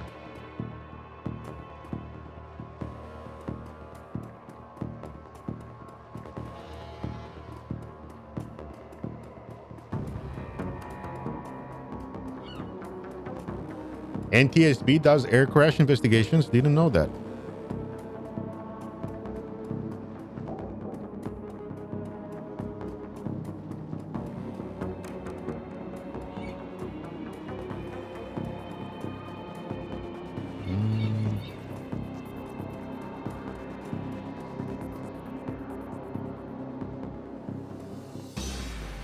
I can't talk to him again. So what? That's it? I'm stuck. I can't.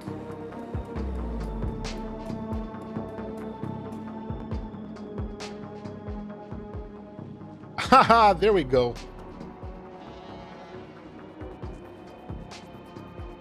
Okay, Cat Pig. Interesting.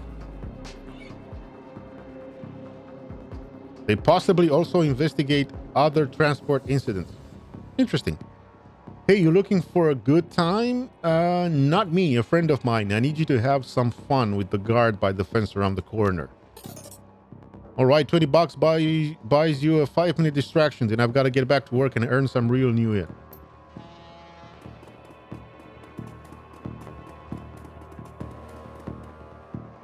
That's a big gun you have there.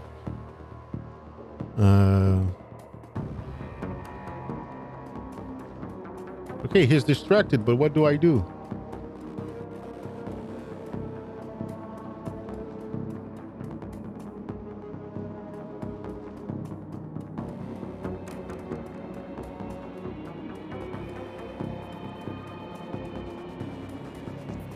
Ooh, I can interact with this. Who raised you? A pack of wolves? That there ladder is rightfully mine. I'm not taking it far. I just need a little boost over the fence. Oh, you're breaking into the NTSB warehouse too? If you see any of them airplane blankets or pillows, snag me one. Okay, we got the ladder.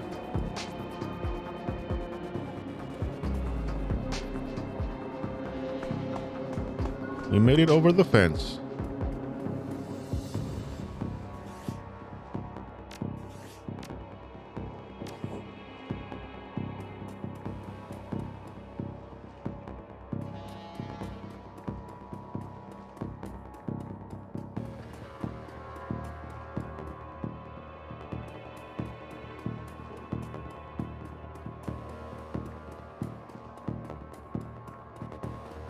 Ooh, whoa, fancy looking helicopter. Look at that.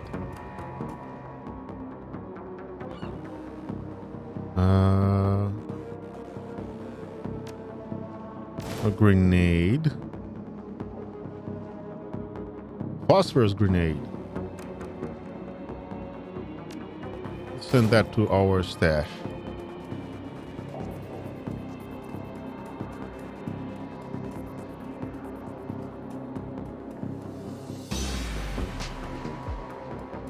Oh, he can't go up this. We can't go up the stairs. Nope.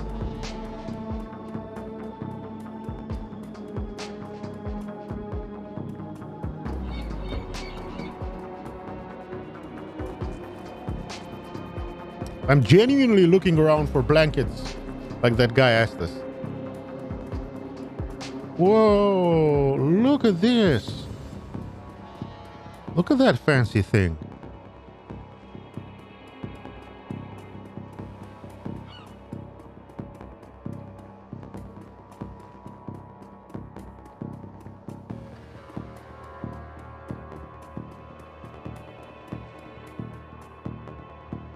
Yep, let's go inside. The warehouse. Inside, the large gray warehouse is as typical as the outside. High ceilings adorned with girders and rickety catwalks top a huge utilitarian room. Concrete and steel walls meet a concrete floor. This is a place for storing things and nothing more. Despite the quiet on the outside, the inside is a hornet's nest of Lone Star officers going about their business. In the center of the activity is the Emerald City Ripper's latest victim. With uniforms everywhere, no one stops you at the door. It seems this case hasn't leaked to the press yet. Lone Star or no, you've got a job to do.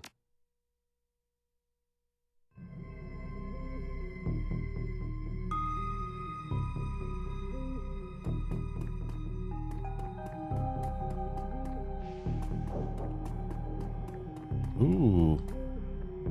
Interesting.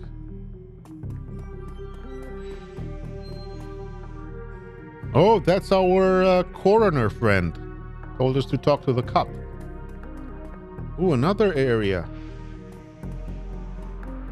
I can't mess around with the panels, though, with the control panels. Let's take a look around before we talk to the cop. Maybe we find some clues. You don't need to go right now. That's a urinal. The old poster depicts a svelte young woman posing with an assault rifle.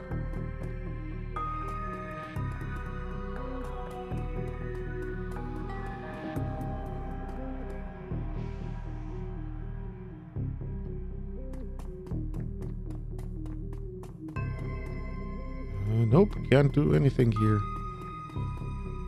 Officer Aguirre.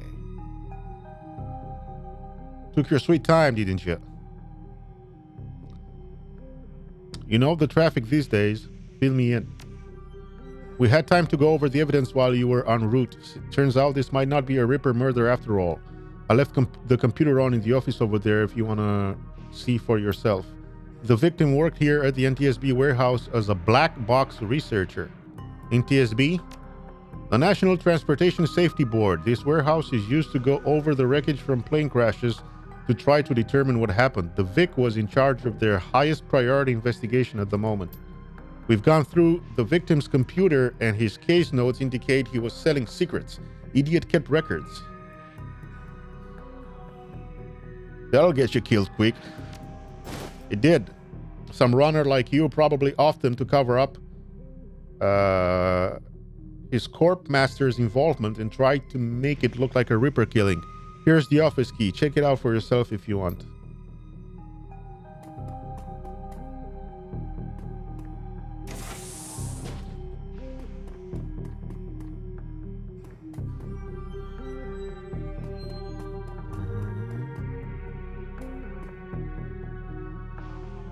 This appears to be the victim's locker. The door is slightly ajar. Inside, you see several of the dead man's personal items. Inspect the toothbrush.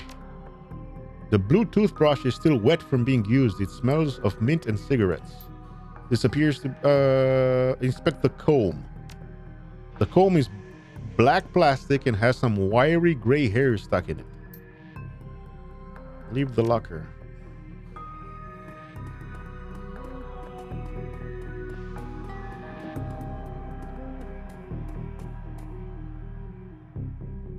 The researcher's work cyber terminal has been left on. Wait, 1 second. Is this not working? Yeah. It's supposed to be working. Okay. Yeah. It's working.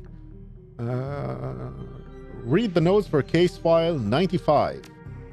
Case file 95, Federated Boeing Jetliner IDN 2305. Corporate owner Ares. The plane had several mechanical issues, resulting in a mayday at 3:04 a.m. on June 17th, 2053. 2:45 a.m. the pilot reported that the altimeter was reading in the negative values. 2:49 a.m. the co-pilot takes over the controls as the pilot leaves the cabin to investigate the rear of the plane. 2:58 a.m. the pilot cannot be contacted or located by a plane steward. 3:04 a.m. the co-pilot radios in a mayday. 3:12 a.m. the plane crashes into an empty airfield in western North Dakota. Read the notes for case file 96. Case file 96, Pratt and Whitney, unmanned IDN 327, corporate owner Ares, summary redacted, time log redacted. Read the notes for case file 98. The file has been corrupted. Read the researcher's private notes.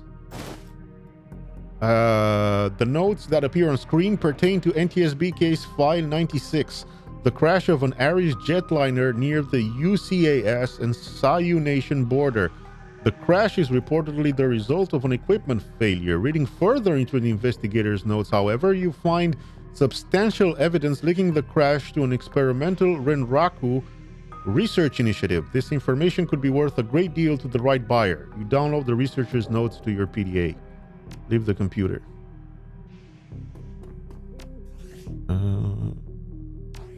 Investigate the murder scene.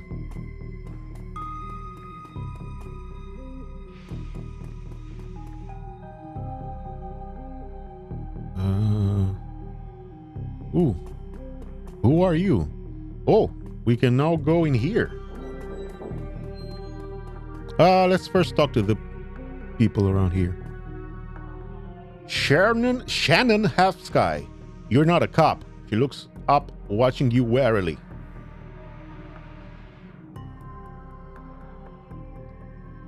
I see you've been praying. Do you know the deceased? Yes, he's my older brother. I've asked Bear to help me speak to him. She shakes her head, looking like one who has found herself lost for the first time in her life. But I'm afraid his spirit is too disoriented by his recent journey to answer me. You're a shaman? Yes, for all the good it's doing me. If I could just make contact, I might be able to deliver justice and allow my brother's spirit to rest.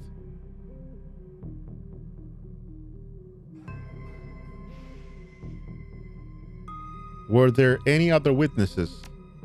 Not so far as I can tell, not among the living anyway. Realization then dawns, bringing the light back into her eyes. But my brother's spirit may not be alone here this night. She closes her eyes and concentrates, droning a low chant you can barely hear. Yes, there are other spirits who may be of help. Her features harden in frustration, as if she's searching for something that remains elusive. Sighing, she opens her eyes and fixes you with a stare. But I can't do it alone. What do you need? This warehouse contains the spirits of plane crash victims trapped between worlds. They wish to help, they wish to be heard, and I think they have something to say about my brother's murder. Lone Star won't let me in there, but you seem to have the run of the place. If you can find personal items that belong to the victims, I believe that I can summon a spirit to speak with us. Sure thing, did you enjoy it? Enjoy yourself. I'll need at least 2 such subjects. Can you find them for me? I'll do what I can.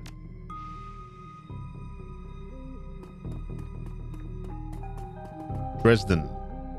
Jack Finley, surprised to see you here. Let me guess. Officer Aguirre tipped you off. Suppose you must have made an impression on him at the market yesterday, or your cred stick did at any rate. Anyway, surprise, we've got another Ripper victim on our hands. I don't know if the police officer is named Aguirre or Aguirre. I call him Aguirre because it sounds Latino? I think that's the correct way to say it, but anyway.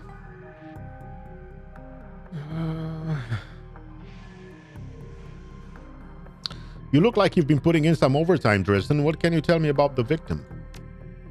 The victim's male, mixed Native American descent, age 38. Based on the condition of the body, it looks like he was killed around 2 in the morning. And yes, I'm a little tired. Bodies have been piling up like cordwood, it seems. Cause of death unknown. Several internal organs were removed from his body after death, quite gruesomely. I'm not sure if the killer even knew what they wanted before they started cutting. Not much else to tell yet, really. He does have a lot of pre-existing scar tissue, so he probably had a major surgery at some point in recent history. Unfortunately, with the organs gone, I can't determine the nature of the surgery.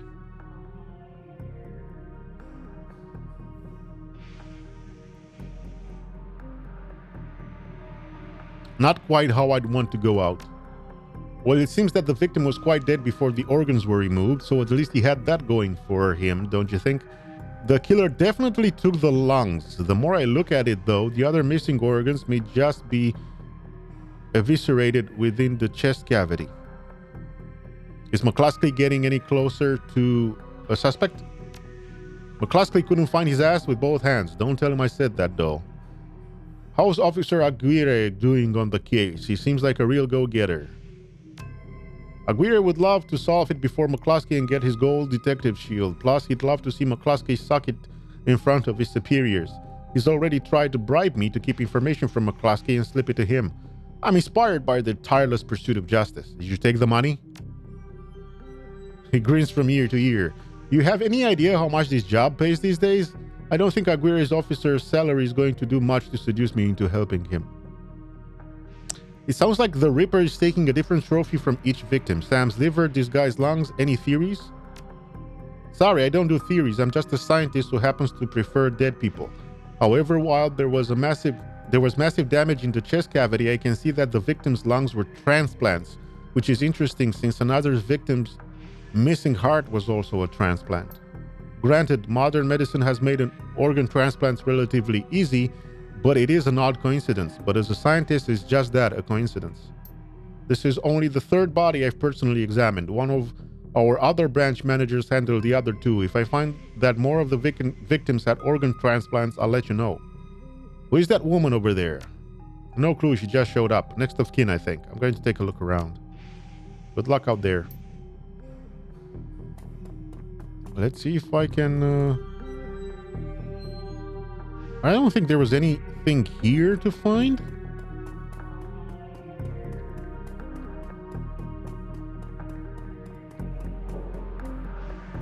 So let's see what we can see in this side of the map.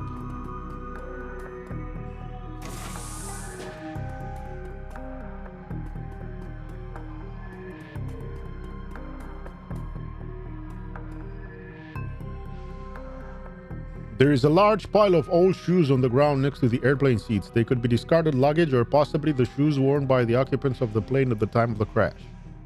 Dig through the shoe pile. Sorting through the shoes, you realize that there are 3 shoes with no matching pair. The left blue sneaker, a right red high heel pump, and the left black dress shoe. Inspect the dress shoe. The dress shoe is a black lace up with the rubber sole. Inspect the high heel pump. The pump is a department store knockoff of an Italian brand. It's otherwise unremarkable. Inspect the sneaker. The sneaker is a child's and has musty, sweaty smell. Oddly, you get a sort of shock as if from static electricity when you touch it. This must be one of the items the shaman was looking for. You take the shoe. Okay. Gotta find another item.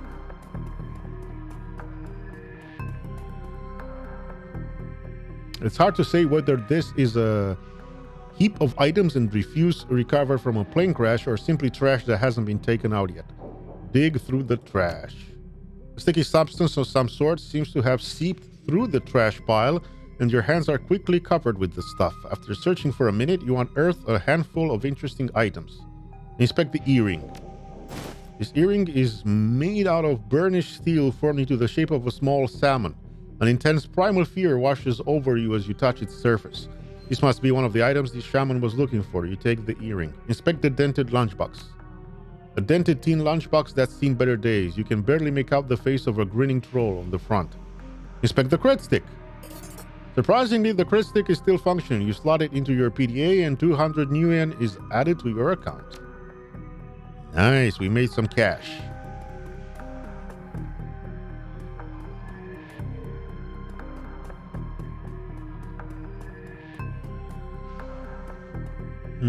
Can't get in here, it seems.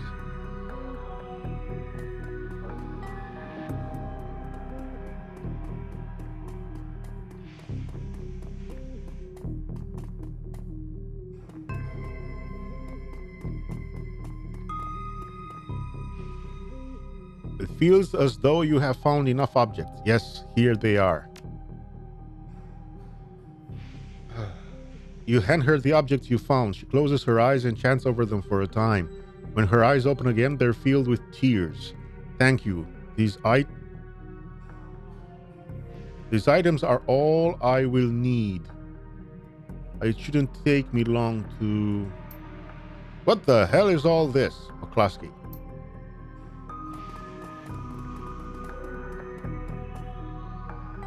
Officer Aguirre trails after the detective, only meeting your eyes for a moment. 1 second.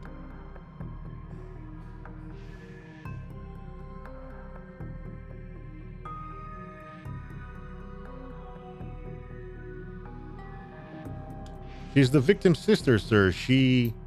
This is a crime scene, officer, not some salish drum circle.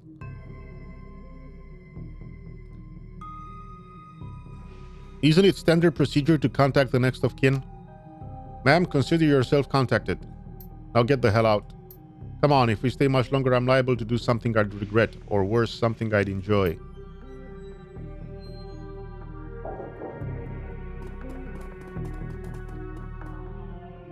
That man is an ass. She stares daggers at McCluskey from across the warehouse. But there's no helping it now. I should just be grateful you were able to collect these items before those clods carted everything off. Can we still summon the spirit? Not from here, I'm afraid. Spirits such as these have domains to which they are anchored. We need to get back in there.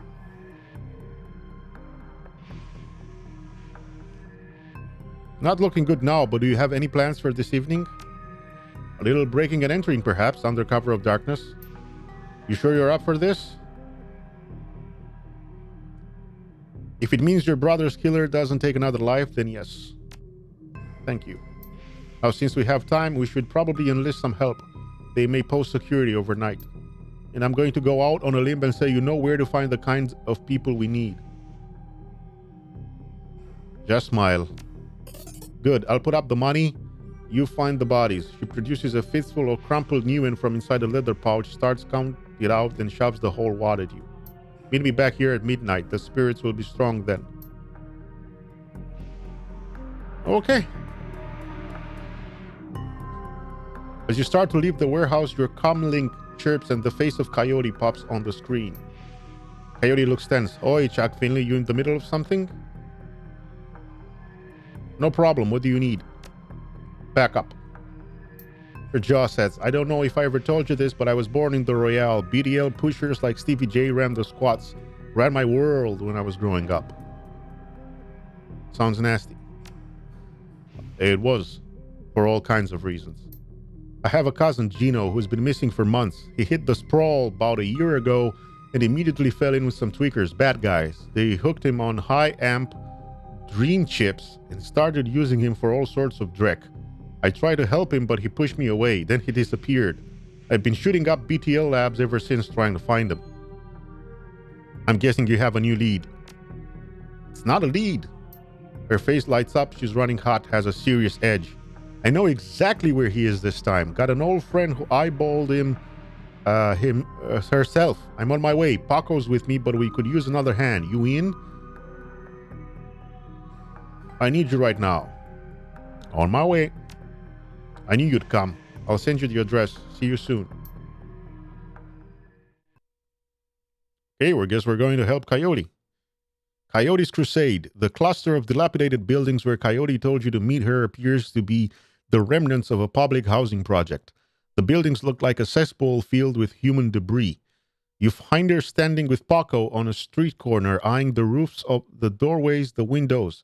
Despite his attempts to engage her, Coyote barely says a word as the three of you weave through your way through the tenements. She walks purposefully, her new cyber hand flexing open and closed with each step.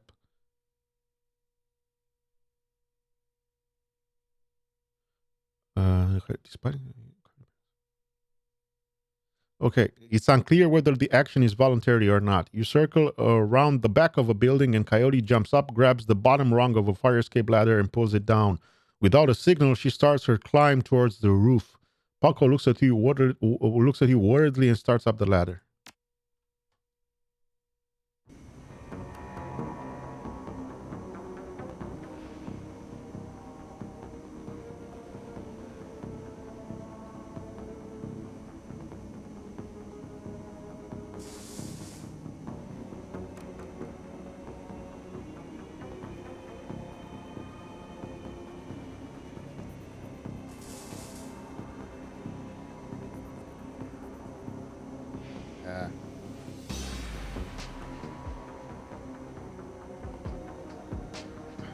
I need to keep one ear uncovered in case someone rings the door.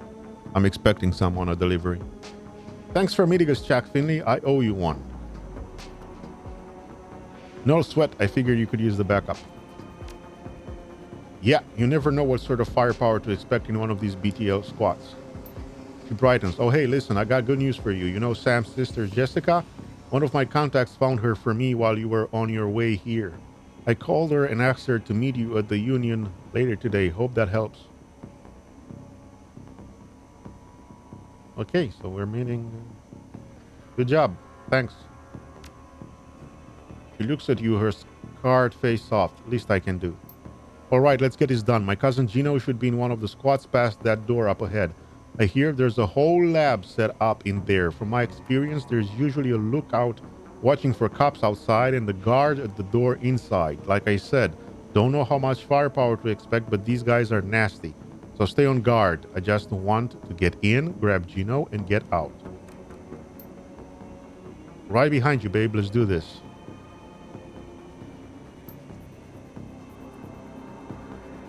BTL Clocker.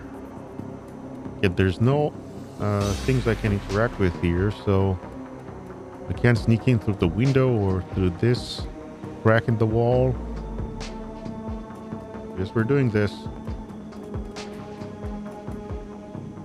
BTL Clocker. The orc looks twitchy, his eyes rolling in his head.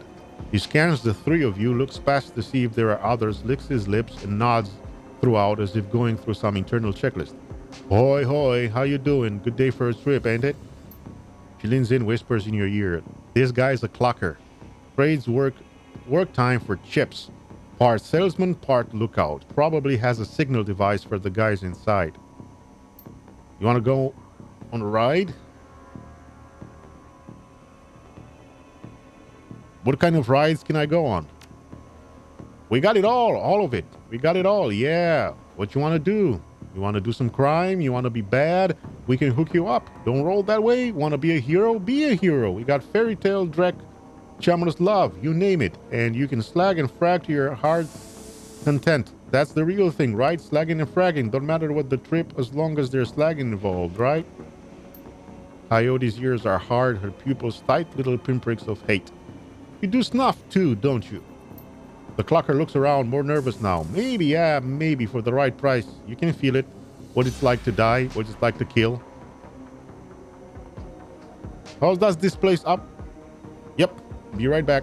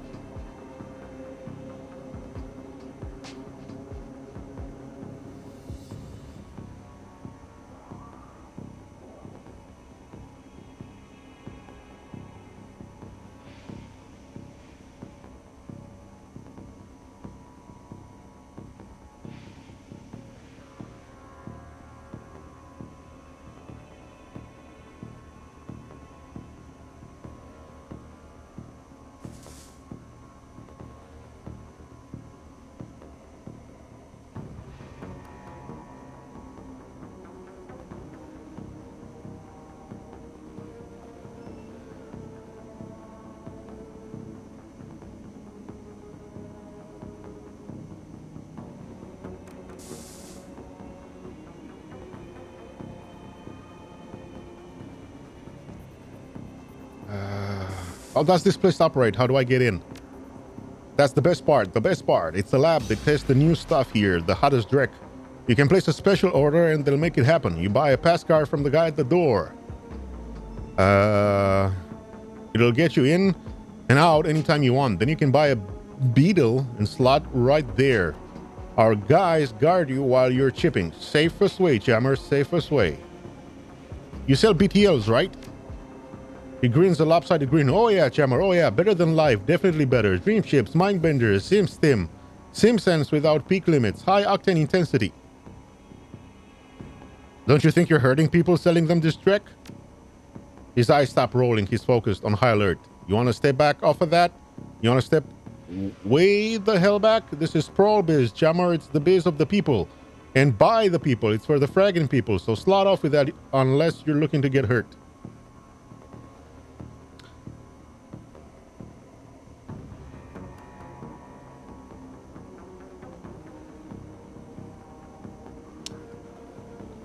Oh, I don't know what to do. I'm stepping back. I just want to go in and see for myself. All right then. All right, good. Go in and see my boy Charlie. He'll set you up with a pass card. You see Charlie.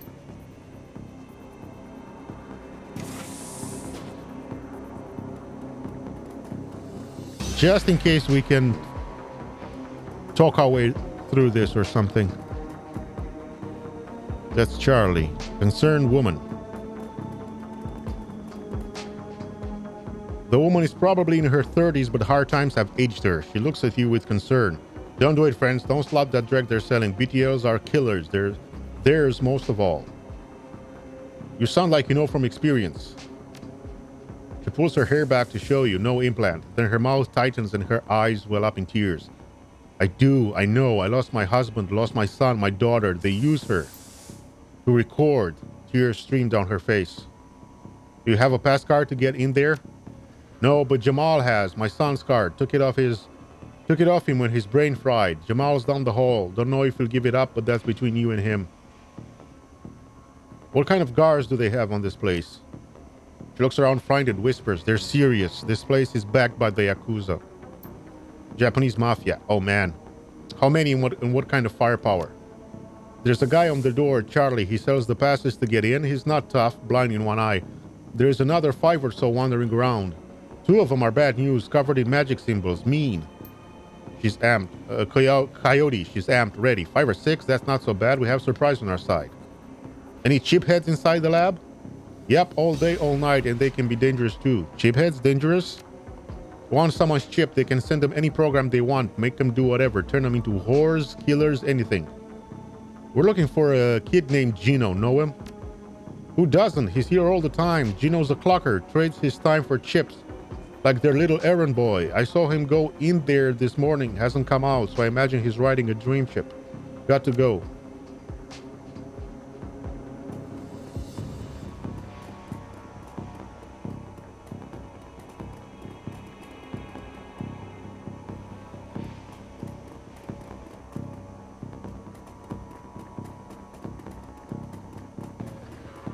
That's Jamal.